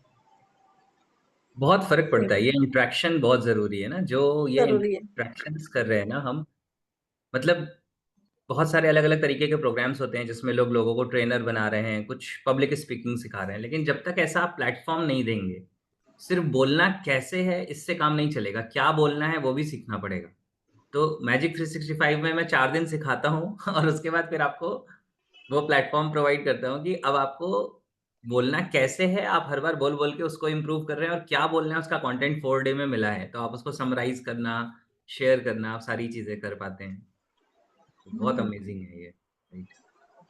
और मैं तो यस। जिस ब्रेकआउट रूम में जाता हूँ वहां से बाहर आने का मन नहीं करता है। जब आपको मैं सुन रहा होता हूँ तो अपना कैमरा और हमारा वीडियो भी बस चले ना तो हम वो रूम क्लोज कर देंगे, आपको जाने नहीं देंगे।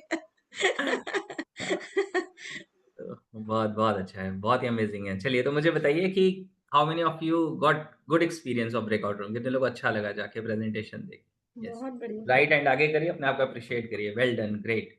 वेल ये डन, बड़ी वेल बात डन। है कि आप आ रहे हैं, आप सीख रहे हैं, राइट। अभी मैं बीईएल में गया था जहाँ पे ट्रेनिंग के लिए, तो वहाँ जो एचआर वाले पर्सन थे उन्होंने मुझसे बोला कि सर सबसे बड़ा चैलेंज ये है, ये सब आईआईटी से और अलग अलग ऐसे ऐसे टॉप कॉलेजेस से आए हैं, गेट क्वालिफाई करके आए हैं बीईएल में, भारत इलेक्ट्रॉनिक लिमिटेड में, लेकिन इन्हें स्टेज पे बुलाओ तो इनके पैर फ्रीज हो जाते हैं। इनसे बोल दो कि आके इंट्रोडक्शन दे दो तो इनका मुंह नहीं खोलता। मतलब ये वाली सिचुएशन है, यानी टेक्निकली बहुत ज़्यादा साउंड होने के बावजूद बोलना, एक्सप्रेस करना, ये उनके लिए बहुत डिफिकल्ट है। तो मैंने कहा ठीक है, इसको मैं चेंज करता हूँ। तो वहाँ पे मैंने बात की, फिर लोगों को सर्कल ऑफ कॉन्फिडेंस टेक्निक भी कराई, लास्ट में बहुत सारी चीज़ें हुई। तो मैं आपको वही चीज़ कह रहा हूँ कि कितनी अच्छी बात है कि आप लोगों के साथ शेयर कर रहे हो, और जो शेयर कर रहे हैं सिर्फ बोल नहीं रहे हैं, वैल्यूएबल बोल रहे हैं, है ना। कहते हैं कि एक बड़ा कमाल का स्टेटमेंट है, मैंने कहीं सुना था, पढ़ा था। एक सेकेंड, ग्रुप में स्क्रीनशॉट शेयर कर दूं, मैंने लिया था अभी। ये स्क्रीनशॉट्स बड़ी अच्छी मेमोरी बनते हैं बाद में, है ना। तो क्या है कि कहते हैं ना कि fools speak because they want to say something, wise speak because they have something to say. बेवकूफ इसलिए बोलते हैं क्योंकि वो सिर्फ बोलना चाहते हैं, समझदार इसलिए बोलते हैं क्योंकि उनके पास बोलने के लिए कुछ है। तो इस कम्युनिटी की सबसे अच्छी बात यह है कि आप सबके पास बोलने के लिए कुछ वैल्यूएबल है, यू हैव समथिंग वैल्यूएबल जो आप शेयर कर रहे हैं, जो आप बोल रहे हैं लोगों के साथ। तो ये बहुत बहुत अमेजिंग है, बहुत कमाल की बात है ये। और आप जो बोल रहे हैं वो लोगों तक पहुंचे, और जितने ज़्यादा लोगों तक पहुंचे उतने ज़्यादा लोगों की ज़िंदगी में ट्रांसफॉर्मेशन आएगा। और मैं आपको यहाँ पे कोई वो नहीं देता, कोई ऐसा स्टेटमेंट नहीं देता कि आपके जाने के बाद दुनिया आपको याद करेगी। याद करे या ना करे, आपको कैसे पता चलेगा? मैं सिंपल सी ये चीज़ कहता हूँ कि जो आप कर सकते हैं वो आप करें, सबसे बड़ी बात ये है, राइट। आप अपनी तरफ से अपनी ज़िंदगी को बेस्ट वे में यूटिलाइज़ करें, लोगों की ज़िंदगी में कंट्रीब्यूट करें। उस पे टैग लगना ज़रूरी नहीं है कि ये मेरी वजह से हुआ, वो काम होना ज़रूरी है। हमें ये समझना पड़ेगा, ये फीलिंग डेवलप करनी है, राइट। किसी रोड पे कॉर्नर पे एक बेंच लगी है जहाँ पे लोग बैठ के आराम कर सकते हैं, अगर वो चलते-चलते थक गए हैं, तो वो पर्पज़ सर्व होना ज़रूरी है। उस बेंच पे आपका नाम हो या ना हो, वो कोई बहुत बड़ी बात नहीं है, राइट? मैं ये नहीं कह रहा नाम नहीं ही होना चाहिए, फिर भी आप नाम के साथ ही अटैच हैं। जैसे बहुत सारे ऐसी जगह हैं जहाँ पे गुप्त ग दान को बहुत ही ज़्यादा वैल्यू दी जाती है, तो उसमें आपका नाम नहीं है, इसी चीज़ की वैल्यू बहुत ज़्यादा है, इसी से आपका ईगो सैटिस्फाई किया जा रहा है। तो किसी भी ऐसे ट्रैप में मत फँसिए अपनी ज़िंदगी में। मतलब पता है तो ठीक है, नाम लिखा है तो ठीक है, नहीं लिखा है तो ठीक है, आपने सेशन लिया, आपके आगे जब आप चीज़ें कर रहे हैं, कोई आपका नाम लेके कह रहा है कि हमने वहाँ से सीखा था, बहुत अच्छी बात है। बिना आपका नाम लिए कह रहा है, तो भी बहुत अच्छी बात है। अल्टीमेटली आपका पर्पज़ सर्व हो रहा है, होना ये चाहिए, राइट? तो जैसे-जैसे आप इस जर्नी में मेरे साथ रहेंगे, मैं धीरे-धीरे वो जो सारी सिग्निफिकेंस का गेम है ना, उससे मैं आपको बाहर ले आऊँगा। उससे फ्री हो जाएँगे। वो सबसे बड़ा ट्रैप है ज़िंदगी में, राइट? तो वो कहते हैं ना कि जो कई बार जो गुरु लोग होते हैं, हमें लगता है कि गुरु को चेले फॉलो कर रहे हैं, ऐसा नहीं होता है। जो गुरु होता है वो चेलों को फॉलो कर रहा होता है। अगर उसकी संख्या कम हो जाए तो गुरु प्रेशर में आ जाता है, डिप्रेशन में भी चला जाता है, कि क्या हो गया? मेरा जो सेमिनार होता था, क्या बोलते हैं उसको, समागम होता है या प्रवचन होता है, उसमें 10,000 लोग आते थे, अब 5,000 लोग आ रहे हैं, तो वो परेशान है, राइट? तो वो किससे बँधा हुआ है? वो बँधा हुआ है अपने फॉलोअर्स से। आप फ्रीडम में जियो ज़िंदगी में फ्रीडम बहुत अमेज़िंग है, बहुत कमाल की चीज़ होती है, राइट? फ्रीडम के साथ जियो, आप विज़डम के साथ जियो। आपको दुनिया में किसी को प्रूव करने की ज़रूरत नहीं है, आपने क्या किया, क्या नहीं किया। आपको खुद को इम्प्रूव करने की ज़रूरत है, आपको खुद को फुलफिल्ड, सैटिस्फाइड फ़ील करने की ज़रूरत है, राइट? और अच्छा काम करिए, राइट? जो आप कर रहे हैं। यस, दर्शन सिंह जी कुछ कह रहे हैं। यस, प्लीज़ दर्शन सिंह जी बोलिए। सर इसी बात पे ना मेरे को एक छोटा सा इंसिडेंट याद आ गया हाँ, हाँ, प्लीज़ कि बताइए। मतलब सब कुछ है आपके पास, but you are not to show कि भाई मेरे पास ये है ये नहीं है। हुँ, आपका जो हुँ।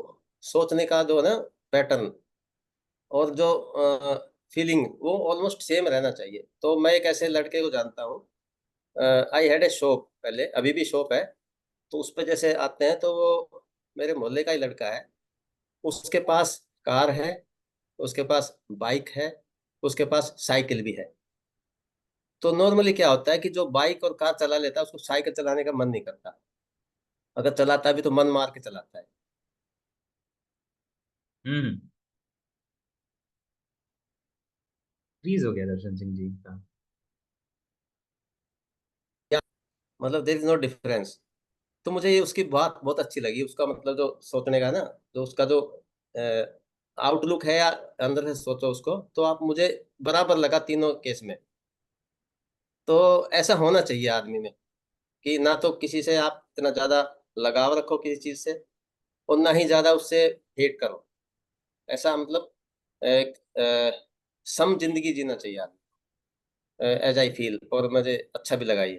तो सर मैं ये आप थोड़ा सा शेयर करना चाहता, छोटा सा। थैंक यू, थैंक नहीं, यू। थैंक यू देखिए सर। चीज है ना, आप ये समझ लीजिएगा, जो इंसान तारीफ से इतना बधा हुआ है कि जो तारीफ सुन के बहुत ज्यादा खुश हो जाता है, ये वही इंसान होता है जो जरा सी बुराई सुन के बहुत ज्यादा दुखी भी हो जाता है यस। ना। तो ये सिक्के के दो पहलू हैं, आपको सिर्फ हेड नहीं मिलेगा, आपको सिर्फ टेल नहीं मिलेगा, जब मिलेंगे तो आपको दोनों मिलेंगे। तो आप दोनों से फिर देखो, तारीफ हर किसी को अच्छी लगती है, लेकिन आप उससे बंधे हुए ना रहें। बुराई हर किसी को बुरी लगती है, आप कितना भी ग्रो हो जाए, मतलब अल्टीमेटली हो जाएंगे तो फिर बात अलग है, लेकिन उसके पहले तक हर इंसान को अच्छा बुरा लगता है, हम ह्यूमन है तो हमें लगेगा। लेकिन हमें उससे फर्क कितना पड़ रहा है, जैसे कहते हैं pain is unavoidable, suffering is. जो पेन है, जो दर्द है, वो दर्द अनअवॉइडेबल हो सकता है किसी सिचुएशन में, लेकिन उस दर्द से आप परेशान कितना होंगे ये अवॉइडेबल है। राइट। तो जिस फैमिली में हम जुड़े हुए हैं, इस फैमिली में ऐसा ही है कि एक स्टेज आएगी तब हमें ऐसी फीलिंग आएगी। और हम उस तरफ बढ़ रहे हैं। देखिए मैंने हाँ, इस बिल्कुल। चीज को जो फील किया है ना अपने पिछले, मतलब जब से मैंने डेडिकेटेड होके इस फील्ड में समझना शुरू किया, काम करना शुरू किया 2009 के बाद से, मतलब उसके पहले क्योंकि प्रोग्राम योर माइंड ऑर्गेनाइजेशन को उस तरह से नहीं सोचा था कि लेके जाना है क्या है, अपने लिए सीख रहा था, चीजें कर रहा था। लेकिन जब से वो चीजें करनी शुरू की ना, तो पहले जब मैं कोई स्पिरिचुअलिटी का कोई गहरा कॉन्सेप्ट सुनता था तो मेरे लिए स्टेटमेंट था। ध्यान से समझिएगा, पहले जब मैं कोई स्पिरिचुअलिटी का गहरा कॉन्सेप्ट सुनता था तो वो मेरे लिए स्टेटमेंट था, इट वाज अ स्टेटमेंट। वो गाइडिंग प्रिंसिपल हो सकता था, गाइडिंग बिलीफ हो सकता था, लेकिन उस समय उसमें से कई सारी चीजें मेरे रियलाइजेशन में नहीं थी। मतलब मैं भी ऐसा ही महसूस करता हूं, या ये जैसा बता रहे हैं ये मेरा भी एक्सपीरियंस कहता है, ऐसा नहीं था। और मैंने उन स्टेटमेंट्स को रटा नहीं, मैंने उन स्टेटमेंट्स को स्टेटमेंट की तरह देखा कि ठीक है, I will verify with my own experiences. और इन द जर्नी ग्रेजुअली मैंने बहुत सारी चीजों को फिर जब दोबारा कभी सुना या कहीं और चीजें सामने आई, तब मुझे फील हुआ कि अरे, ये जो ऐसा बताया जा रहा है या ये जैसा मैं समझ रहा हूँ यही तो मेरा भी एक्सपीरियंस कहता है। तो हमारे एक्सपीरियंस से वो चीज वेरीफाई होती जा रही है, और मुझे ये चीज समझ आई। मतलब ये तो क्या है ना, कहानियां होती हैं, कहानियां सिंबॉलिक होती हैं कि एक दिन बुद्ध पेड़ के नीचे बैठे थे और एक रात में उनको ज्ञान हो गया। वो ज्ञान एक रात में नहीं हुआ था, उसके पहले उन्होंने जितनी जर्नी की थी उसका सबका रोल था। ऐसे ही महावीर के साथ भी है, ऐसे ही सबके साथ है, चाहे गुरु नानक देव हो, मोहम्मद साहब हो, कोई भी हो, उनके पीछे पूरी की पूरी जर्नी है, उनकी बहुत सारी चीजें हैं। तो हम क्या करते, किसी एक पर्सन की जिंदगी में जीसस क्राइस्ट है, हम किसी जिंदगी में एक रिफ्लेक्शन देखते हैं तो हम सोचते हैं कि ये कुछ स्पेशली ब्लेस्ड है। अगर कोई एक इंसान स्पेशली ब्लेस्ड होता तो परमात्मा पार्शियल होता।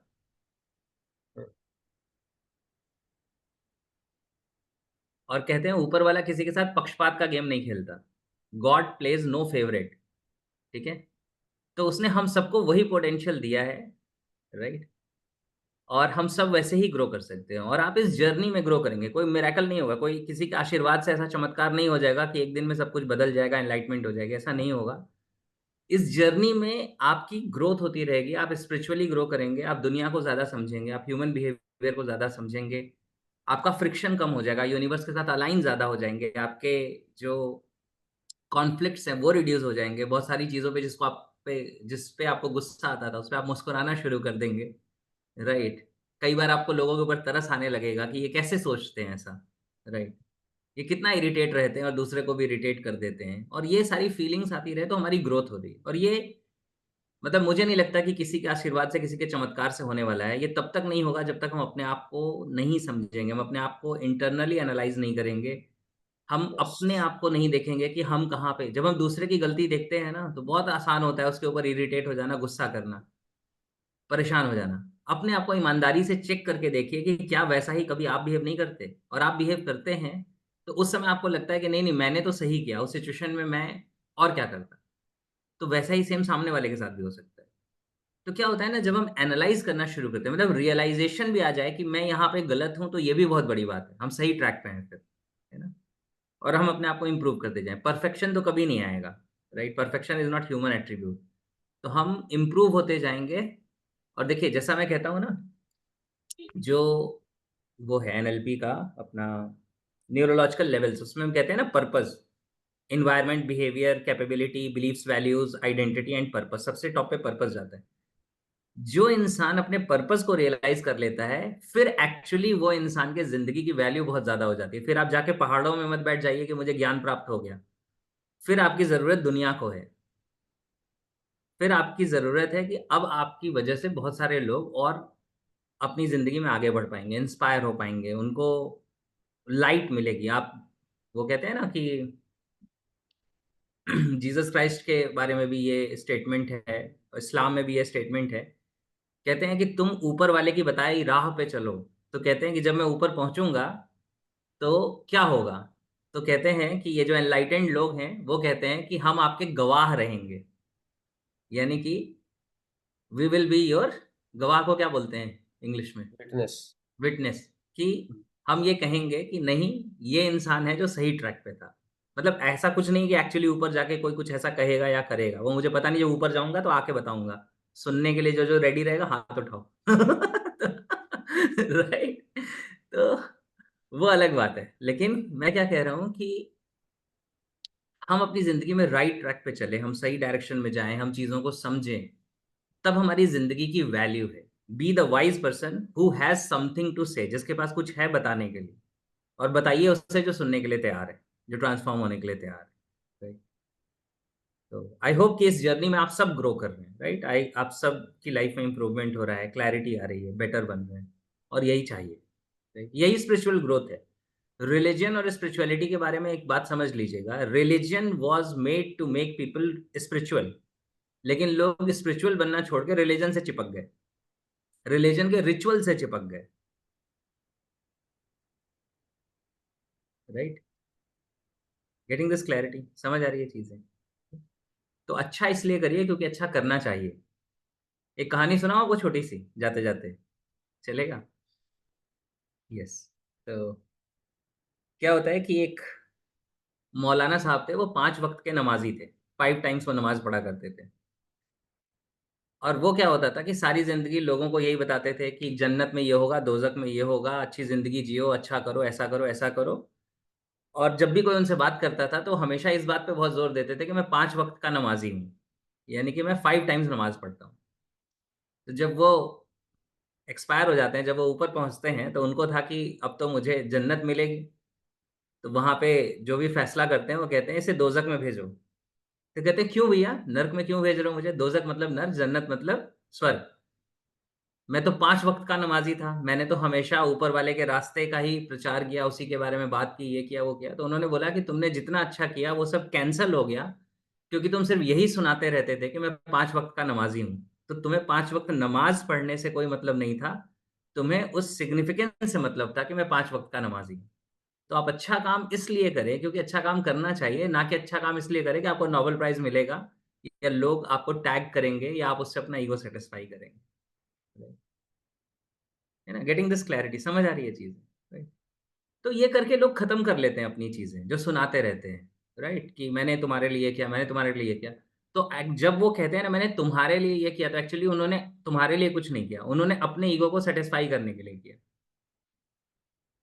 जिसको करना होता है वो कर देता है, फिर उसे इससे फर्क नहीं पड़ता, राइट। चलिए ग्रेट। तो बस ये है, और कोई कुछ शेयर करना चाहता है तो शेयर कर सकता है क्विकली। सबा जी कुछ कह रही थी, यस प्लीज, हाँ बोलिए।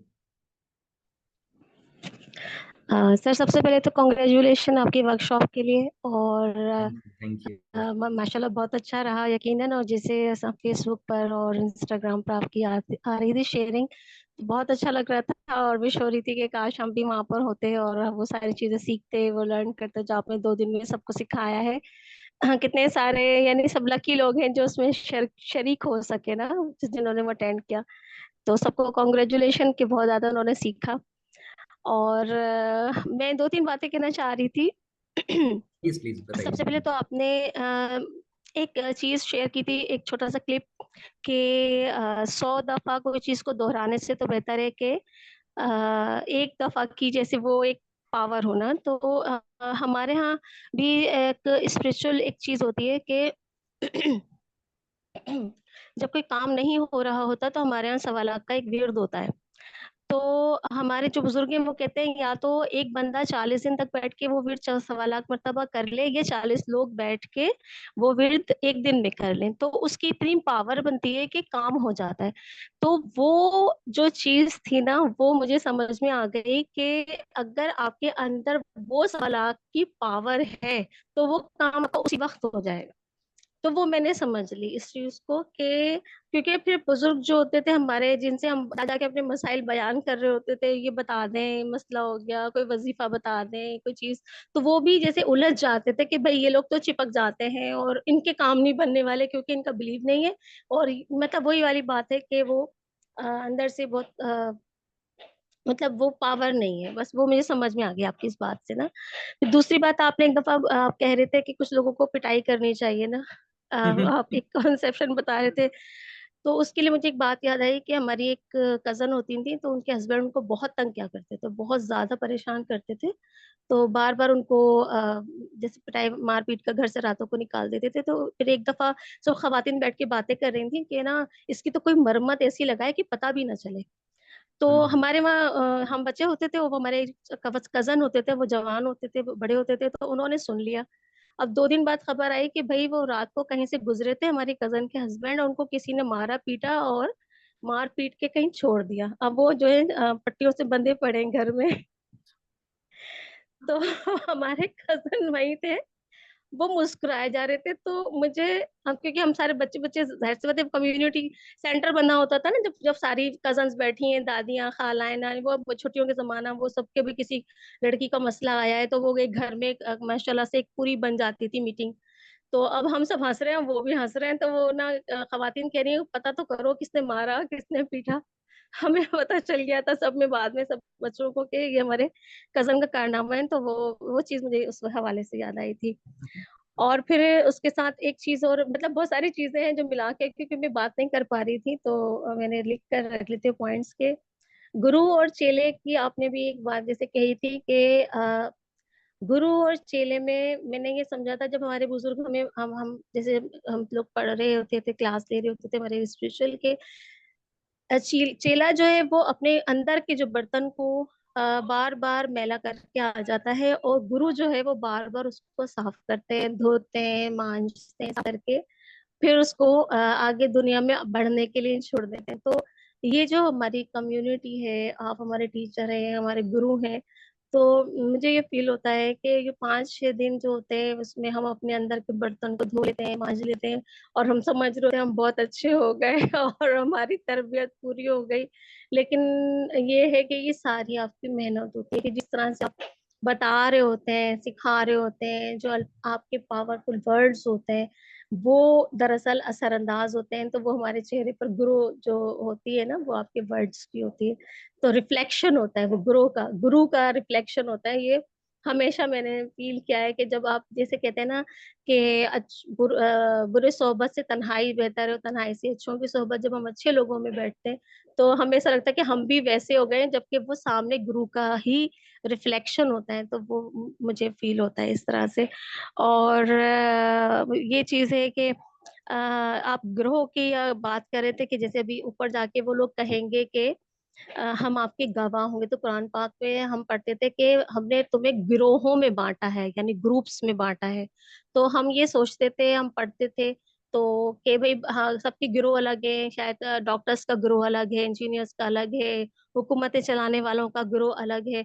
लेकिन फिर हमारे बुजुर्ग हमें जब समझा रहे थे, तो जब मुझे उस वक्त प्रैक्टिकल नहीं था, लेकिन अब मुझे प्रैक्टिकल हुआ कि वो ग्रोह क्या है, वो ग्रुप क्या है, कि वो है एक जैसी सोच के लोग हैं। जैसे आज हम यहाँ बैठे हैं, जो भी हैं, किसी भी मजहब से ताल्लुक रखते हैं, किसी भी इलाके से ताल्लुक रखते हैं, हम एक जैसी सोच के लोग हैं जब भी हम एक जगह जमा हुए हैं। और ये ग्रोह बनते रहेंगे लाइफ में और बनते रहे होंगे। तो ये वो लोग होंगे, चाहे वो दुनिया में हो या दुनिया से जाने के बाद, वो एक दूसरे की गवाही देंगे कि आप वो काम करके आए हैं जो आपको करने के लिए सिखाया गया या बनाया गया था, आपने उसको समझा। तो वो एक चीज थी। तो इसके लिए क्योंकि बहुत सारे लोगों के साथ कम्युनिकेट कर किया, बहुत सारी कम्युनिटीज में बैठना उठना हुआ, लेकिन वो एक मुझे चीज यहाँ जो मिल गई है, तो वो मुझे ऐसा लगता है कि अब तलाश भी खत्म हो जाती है कि बस अब जो है यहाँ से मिलना है, यहाँ से लेना है और आगे बढ़ना है। अब मैं एंड जो है ना एक नज्म पे करूंगी, जो क्योंकि मैंने बहुत सालों बाद नई लिखी है, लेकिन पता नहीं शायद थोड़ी सी पता नहीं क्या वो कोई कैफियत होगी, इस पर मैं एंड करूंगी कि अब ये तय हुआ है किसी की हुदूद में कोई दाखिल ना हो। अब ये तय हुआ है कोई किसी की हुदूद में दाखिल ना हो, नजर भर कर भी न देखे कोई अब किसी को। अब ये तय हुआ है ज्यादा बातों का भी जिक्र न हो, ज्यादा बातों का भी जिक्र न हो पूछ गछ ज्यादा किसी से, न हो पूछ गछ ज्यादा किसी से, कोई दुख में हो या सुख में हो, बस किसी की हुदूद में कोई दाखिल न हो। लंबे वक्त तक ना बैठे यहाँ, लंबे वक्त तक न बैठे यहाँ, होती है उन लोगों को उलझन यहाँ, न टिकटिकी बांध कर अब किसी को देखे कोई, अब ये तय हुआ है नजर भर कर भी किसी को न देखे कोई। आप सबका बहुत बहुत शुक्रिया। Thank you. क्या बात है, क्या बात है, थैंक यू, थैंक यू। बहुत बढ़िया, बहुत बढ़िया। और शॉर्ट में अगर आप इसकी मीनिंग भी हमें बता दें, क्योंकि कुछ उर्दू के लफ्ज हैं जो मुझे भी नहीं आते, कुछ और भी लोगों को नहीं आते होंगे। तो हुदूद का मतलब क्या होता है? हुदूद लिमिट, अच्छा, लिमिट। लिमिटेशंस। आपकी हमारी जो लिमिटेशंस हैं, जैसे हम लोगों की लिमिट्स में दाखिल हो रहे होते हैं ना, कि कौन क्या कर रहा है, कौन कैसे जी रहा है, कौन कैसे रह रहा है, तो हम लोगों के अंदर घुसने की कोशिश कर रहे होते हैं। तो अगर कभी कभी लोगों को ऐसा लग रहा होता है ये बिला वजह हमें घुस रहे हैं, हमारे अंदर जानने की कोशिश कर रहे हैं, या अब क्या कर रहे हैं, इनके मुस्तकबिल के प्लान्स क्या हैं, अब इन्होंने क्या इरादे किए हुए हैं। जैसे कुछ लोग ना जासूसी कर रहे होते हैं हुदूद में लोगों की, यानी कि लोगों की लिमिटेशंस क्रॉस कर रहे होते हैं। हम कहते हैं ना लिमिट में रहो, अपनी लिमिट में रहो, अपनी cross don't limit, don't cross your limit. तो ये है। और टिकटिकी बांध कर देखना ये होता है कि जैसे कभी कभी हम लोगों को घूर घूर के देखना शुरू कर देते हैं, उनके उठना बैठना, उनका चलना फिरना, और उनको जज करने लगते हैं, ये कैसे चल रहे हैं, फिर रहे हैं, क्या कर रहे हैं, इनके क्या इरादे हैं। और जैसे कि जासूसी वाला एक माइंड होता है ना बहुत सारे लोगों का। तो फिर बड़े समझाते हैं कि नहीं भाई, आप किसी को इतना ना ऑब्जर्व करें। लोग कहते हैं हम ऑब्जर्व कर रहे हैं, देख रहे हैं, हम जानना चाह रहे हैं। वो जानना चाह रहे हैं कि मीनिंग में ना दरअसल उनके यानी कि लोगों के साथ पर्सनल होने की कोशिश कर रहे होते हैं बहुत ज्यादा ना, तो बिल्कुल, वो अच्छा बिल्कुल। नहीं होता वो बिल्कुल भी। लेकिन क्या होता है कहीं कभी कभी लोग उसको गलत भी ले रहे होते हैं, किसी की आदत होती है कि भाई साथ बैठना है, मतलब वो एक कोई किसी को अच्छा नहीं लगता। उलझन होती है कि कोई चिपक रहा है, कोई बहुत ज्यादा दोस्ती कर रहा है। जैसे हम आजकल स्कूल में मैं दो बच्चों को ऑब्जर्व करती हूँ। वो एक बच्ची जो ना हर बच्चे के साथ घुस रही होती है, मिस मुझे इसके साथ बिठा दें, मुझे इसके साथ इसके साथ मुझे पढ़ना है, मुझे इसके साथ परफॉर्म करना है। तो मैं वो बच्ची बड़ी जहीन है, तो वो चिपक रही होती। तो फिर मैं मेरी समझ में नहीं आ रहा होता कि मैं इसको कैसे समझाऊं कि बेटा दूसरे बच्चों को उलझन हो रही है आपकी इस चिपकने की आदत की वजह से। हालांकि वो खुद भी बहुत टैलेंटेड है, मगर उसको ऐसा लगता है सामने वाला ज्यादा सहीन है ना, उसके साथ बैठूंगी, उसी के साथ चिपकूंगी, तो फिर मेरी ज्यादा वैल्यू होगी, मिस मुझे ज्यादा अच्छे से देखेंगी। तो अब ये है कि इसमें जैसे ज्यादा पूछगछ कर रहे होते हैं हम लोगों से कि सवाल जवाब नहीं करने बैठ जाते हैं। हो बिल्कुल, सकता है बिल्कुल। आपको भी हो सकता है ये लाइफ में फेस करना पड़ता हो कभी कभी के लोग पूछ रहे हो, हाँ भाई सर अब आपके क्या इरादे हैं, अब आगे के क्या प्लान है आपके। आपसे भी लोग ज्यादा पूछना जानना चाह रहे होते हो, या जैसे मैम है, बहुत सारे लोग हैं कि अब आप इनके इरादे क्या हैं, या फिर अगला क्या होगा इनका प्लान। तो फिर हम उसमें ना बिल्कुल। रखने डालते हैं, रखने यानी कि रखना कहते हैं, ब्रेक्स डाल दें, या पता नहीं सर उर्दू मुश्किल वाली ना हाँ, खुद ब हाँ, खुद नहीं, मैं निकलना समझ रहा शुरू हो हूँ, समझ जाती रहा हूँ, बहुत है। कुछ समझ आ गया। चलिए, thank you, thank you so much, बहुत थैंक बहुत यू, बढ़िया। Thank you. और आप बहुत अच्छा लिखती हैं। अब अर्शी जी को सुन लेते हैं। यस।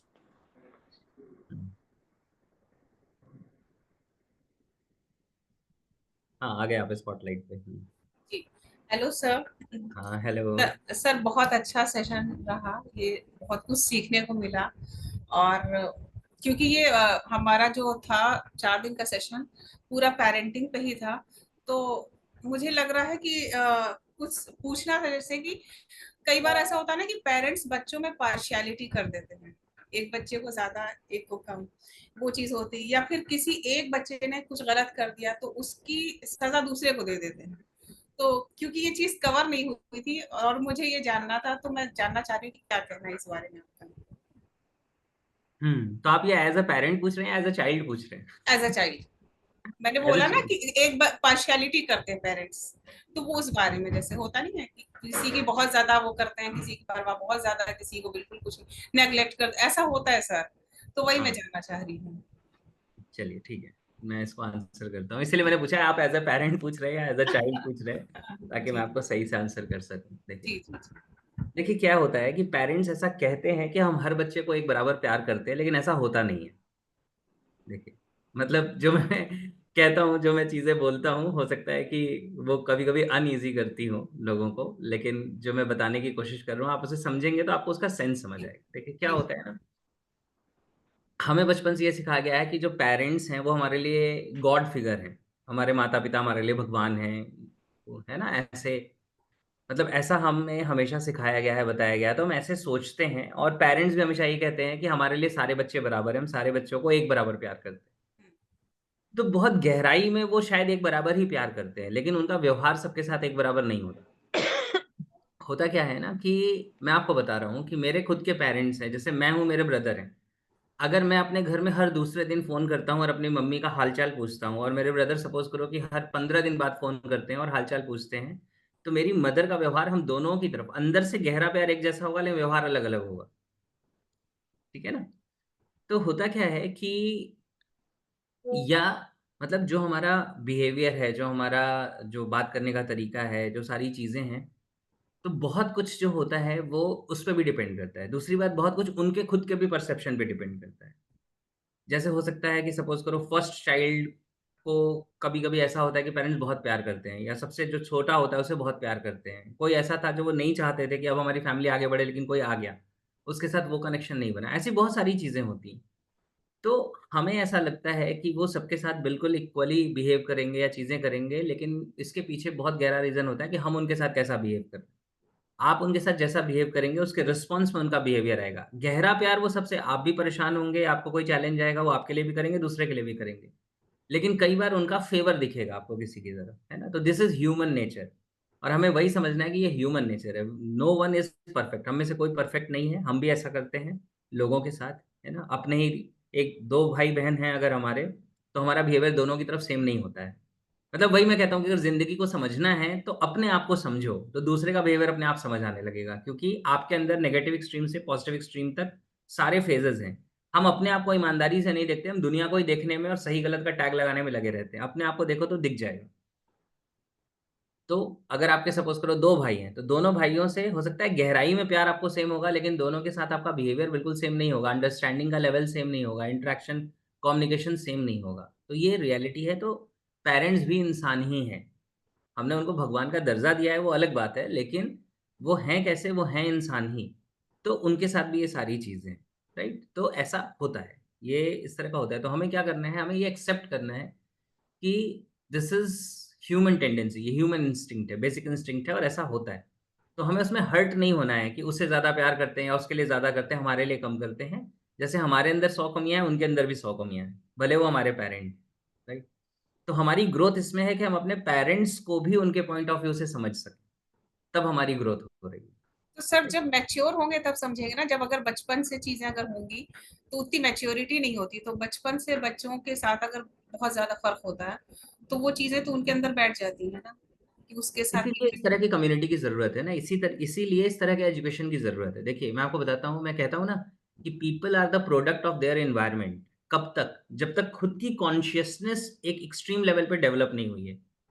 देखो मेरे साथ जो भी बचपन से अभी तक का माहौल रहा होगा, मैं उसी का प्रोडक्ट बन जाऊंगा जब तक मेरी अपनी समझ नहीं डेवलप हुई है। जैसे मैं कहता हूँ ना, सेल्फ इमेज में भी ऐसा है, अगर मैं अपने आप को अंदर से नहीं जानता कि मैं कौन हूं, मैं क्या हूं, तो दुनिया जो मुझे बताएगी मैं वही जान लूंगा अपने बारे में। तो इन द सेम वे हम, इसीलिए तो इन चीजों की, इस एजुकेशन की, इस तरह की चीजों की वैल्यू बहुत ज्यादा है। मेरे मेरे फादर के रिलेशन बहुत खराब थे। मेरे मेरे फादर से रिलेशन बहुत खराब थे क्योंकि मैं आउट ऑफ द ट्रैक वाला पर्सन हूँ। मतलब मैं फ्रीडम वाला इंसान हूँ। मैं अपने अपने तरीके से सोचता हूँ, अपने तरीके से चलता हूँ, इसी वजह से इस फील्ड में भी हूँ, है ना, सारी चीजें करके। और उनको क्या था कि उनको मेरी जो चीजें थी, मतलब पहले उनका स्टेटमेंट था कि मतलब ये वो बिल्कुल नहीं करता जो हम कहते हैं, है ना, मतलब ये उसका अगेंस्ट करता है हमेशा या कुछ। मतलब मेरा व्यवहार खराब नहीं था, लेकिन मेरी थॉट प्रोसेस ऐसी थी, मेरा इंक्लिनेशन ऐसा था। जब बाद में मैंने चीज़ों को समझा तो मेरे फादर के बीच में, देखो डिस्कशन उनका किसी भी बच्चे से नहीं होता था, पापा का मेरे। रिज़र्व रहते थे, डिसिप्लिन में रहते थे, सारी चीज़ें थी, तो बातचीत तो बहुत ज़्यादा होती ही नहीं थी किसी से। लेकिन बाकी लोगों से क्या था कि थोड़े-थोड़े उनके डिस्टेंस बने रहते थे, एक सब अपने-अपने दायरे में रहते थे, रिज़र्व रहते थे, तो चीज़ें अलग थी। क्योंकि मैं इस फ़ील्ड में आया, मैं समझने लगा, तो मुझे समझ आने लगा कि वो अपनी जगह सही है, मैं अपनी जगह सही हूँ। और मुझे उनके साथ बिहेव करना नहीं आता, और उन्होंने मेरे साथ कैसे बिहेव करना चाहिए, बच्चों के साथ कैसा बिहेव करना चाहिए, कभी सीखा नहीं है। वो गाँव से निकले थे और उनके लिए सबसे बड़ी ज़िम्मेदारी सर्वाइवल थी, कि हम गाँव से निकले हैं, चारों बच्चों को पढ़ा दें, एक अच्छी लाइफ़ दे दें, एक घर बना दें, चीज़ें कर दें। तो उनकी प्रायोरिटीज़, उनका फ़ोकस अलग था। तो उन्होंने उस डायरेक्शन में काम किया। तो मैंने जब चीज़ों को समझा, तो मेरा रिलेशनशिप उनसे इतना अच्छा हो गया कि सबसे ज़्यादा बात उनकी मेरे से हुई है। जबकि मैं घर में सबसे छोटा हूँ, मेरे ब्रदर मेरे से 13 साल बड़े हैं। वो सबसे बड़े हैं, मैं सबसे छोटा हूँ। सबसे ज़्यादा बात मेरी फ़ादर के साथ हुई। किसी ने उनको गले नहीं लगाया था, जीते जी मैंने उनको गले लगाया, राइट? मैंने उनको बुक गिफ्ट की। मैंने अपने रिलेशनशिप सुधार लिए, क्योंकि उनको चेंज करने के बारे में मैंने नहीं सोचा, उनको तो थोड़ा-थोड़ा इन्फ्लुएंस किया। सर्कल ऑफ कंट्रोल में नहीं है मेरे। उनको थोड़ा-थोड़ा इन्फ्लुएंस किया, लेकिन समझा किसको? अपने आप को समझा। तो जब तक मैं एनवायरनमेंट का प्रोडक्ट था, तो मुझे भी ऐसा लगता था। मेरे पास तो लिस्ट थी कि मैं क्या-क्या करना चाहता था, पापा ने नहीं करने दिया। मैं कैसे बताता था? आपको बताता हूँ स्टेटमेंट अपने। मैं कराटे में बहुत अच्छा था, मुझे वो नहीं करने दिया। मैं बास्केटबॉल में बहुत अच्छा था, मुझे वो नहीं करने दिया। मैं एनसीसी में बहुत अच्छा था, मुझे वो नहीं करने दिया। मैं शूटिंग में बहुत अच्छा था, मुझे वो नहीं करने दिया। तो जो मैं करना चाहता हूँ, वो सब उन्होंने करने नहीं दिया। तो मेरे पास क्या था? ब्लेम की लिस्ट थी कि मैं ज़िंदगी में कुछ बहुत बड़ा इसलिए नहीं कर पा रहा हूँ, क्योंकि इन्होंने नहीं करने दिया। ये सारा थॉट प्रोसेस मेरा तब बदला जब मैंने अपने आप को समझना शुरू किया, जब चीज़ें समझना शुरू की, तब उनको भी समझना शुरू किया। और रिलेशनशिप इतने अच्छे हो गए कि जो वो मेरे से कहा करते थे, मेरे बारे में कहा करते थे कि ये वो बिल्कुल नहीं करता, जो हम इसे कहते हैं, उनका स्टेटमेंट चेंज हो गया कि इसकी तो सोच ही बचपन से अलग थी। उन्होंने खुद मेरे सेमिनार्स, वर्कशॉप्स जॉइन किए, पूरे-पूरे दिन बैठ के, मेरे फादर-मदर ने। 2 दिन, 2 बार ऐसा हुआ है। उनको प्राउड वाली फीलिंग आने लगी। तो ज़िम्मेदारी किसे लेनी पड़ी? हमें लेनी पड़ी। तो क्या है कि दुनिया जैसी है। हमें सर्कल ऑफ कंट्रोल में हम हैं, तो हमारी ज़िम्मेदारी है कि अपनी ज़िंदगी इम्प्रूव करने के लिए हम दुनिया को समझें, अपने आप को समझें, अपने एंड से चीज़ें बेहतर करें। वरना हम विक्टिम की फीलिंग में रहेंगे कि उन्होंने उसके लिए तो ये कर दिया, इसके लिए तो ये कर दिया, हमारे लिए नहीं किया। दुनिया जैसी है। करना चाहिए था, अगर वो भी समझदार ज़्यादा होते तो। वो नहीं हो पाए तो एटलीस्ट हम तो समझदार हो जाएँ, हम भी ब्लेम में ही फँसे रहेंगे तो हमारी भी ज़िंदगी उसी में कट जाएगी। सर कई बार ऐसा होता है ना कि कोई एक बच्चा कुछ गलत करता है तो उसकी सजा दूसरे को दे देते हैं, तो ऐसा भी। तो वो मैच्योरिटी की कमी है ना। हाँ वो मेरे फिजिक्स के सर कहते थे कि अगर उम्र बढ़ने से अकल आती तो सबसे ज़्यादा अकलमंद पत्थर होते, धरती पे सबसे पहले वही आए थे, है ना? तो जी। ऐसा मत सोचो कि पेरेंट हैं तो उनके पास बहुत समझदारी है या बहुत ज़्यादा अकल है, कोई ज़रूरी नहीं, है ना? जिस चीज़ के डायरेक्शन में, हाँ, श्योर शानू जी। जिस चीज़ के डायरेक्शन में आप काम करेंगे, जिस पे एफर्ट करेंगे, वही चीज़ आपकी डेवलप होगी। जैसे मैंने आपको बताया कि कुछ लोग हैं, वो फाइनेंसेस पे ही फ़ोकस कर रहे थे, उनका फाइनेंशियल फैक्टर ग्रो कर गया। कुछ रिलेशनशिप पे फ़ोकस कर रहे थे, तो वो उनका बढ़ गया। ज़िंदगी को समझने में, ज़िंदगी में कैसे बिहेव करना है, कैसे पार्शियलिटी नहीं रखनी है, कैसे एक जैसा करना है। जैसे सपोज़ करो कि लड़के-लड़कियाँ हैं, किसी एक का कुछ बाहर अफेयर हो गया, ये हो गया, तो पता चलता है कि उसके पेरेंट इतने स्ट्रिक्ट हो गए कि बाकी सबकी फ्रेंडशिप ही बंद करवा दी। तो ये यहाँ की लिमिटेशन है, यहाँ की प्रॉब्लम है ना? तो वो कॉन्सिक्वेंसेज़ फिर हमें ज़िंदगी में फेस करने पड़ते हैं। तो ऐसी बहुत सारी चीज़ें हो जाती हैं। तो हमें ये समझना है कि वो परफेक्ट नहीं है, हम भी परफेक्ट नहीं है, वो भी परफेक्ट नहीं है। अपनी समझ के हिसाब से उन्होंने काम किया, तो आज हम उनको लेके कॉन्फ्लिक्ट में ना रहें, उनको माफ कर दें क्योंकि उन्होंने जितना समझा उतना ही किया, और हम आगे बढ़ें और जो हम अच्छा कर सकते हैं वो करें। क्लियर हो रही है अर्शी जी? Yes yes. हाँ चलिए, यस। किसी और को कुछ कहना है या संजय जी कुछ कहना चाहते हैं तो सुन लेता हूँ। नमस्कार सर। हाँ नमस्कार संजय जी। और बहुत बहुत आपका थैंकफुल हूँ कि आपने इतना बढ़िया नॉलेज ये 4 दिन में 5 दिन में दिया। और मैं ये जानना समझता हूँ कि मैजिक 365 में जितने भी हम हाफ में आ चुके हैं, मतलब 6 महीने हो चुके हैं, लेकिन जो समझ आई है, जो क्लियरिटी आई है, वो बहुत मतलब बहुत से लोगों को नहीं है इसके बारे में। तो हमारा भी लक्ष्य यही है कि हम भी ये सब लोगों तक पहुंचाए और उसको आगे बढ़ाए, उनकी क्लियरिटी लाए, अपने जीवन में बहुत अच्छा कर सके। बहुत बहुत अच्छा आपने ज्ञान दिया है सब ये 6 महीने में। और हर एक मतलब कोर्स जो है, मतलब मनी एंड वेल्थ है, रिलेशनशिप है, पेरेंटिंग है, इनर स्ट्रेंथ है, बहुत ही वैल्यूएबल चीज है और हर एक को करना चाहिए। जो लोग शायद नहीं जुड़े हैं अभी भी, मतलब उनको भी जुड़ना चाहिए और ये बार बार देखना चाहिए। मैं तो ये बोलता हूँ कि कम से कम 3 से 4 बार देख के तो उसकी समझ ज्यादा पैदा होगी हमें। बहुत ही अच्छा मतलब आपने ये एफर्ट किया है, उसके लिए बहुत बहुत आपको लाख लाख बधाई। Thank you. Thank you so much, thank you so much Sanjay. Yes Deepali ji, please अगर आप जाना चाहते हैं तो जा सकते हैं।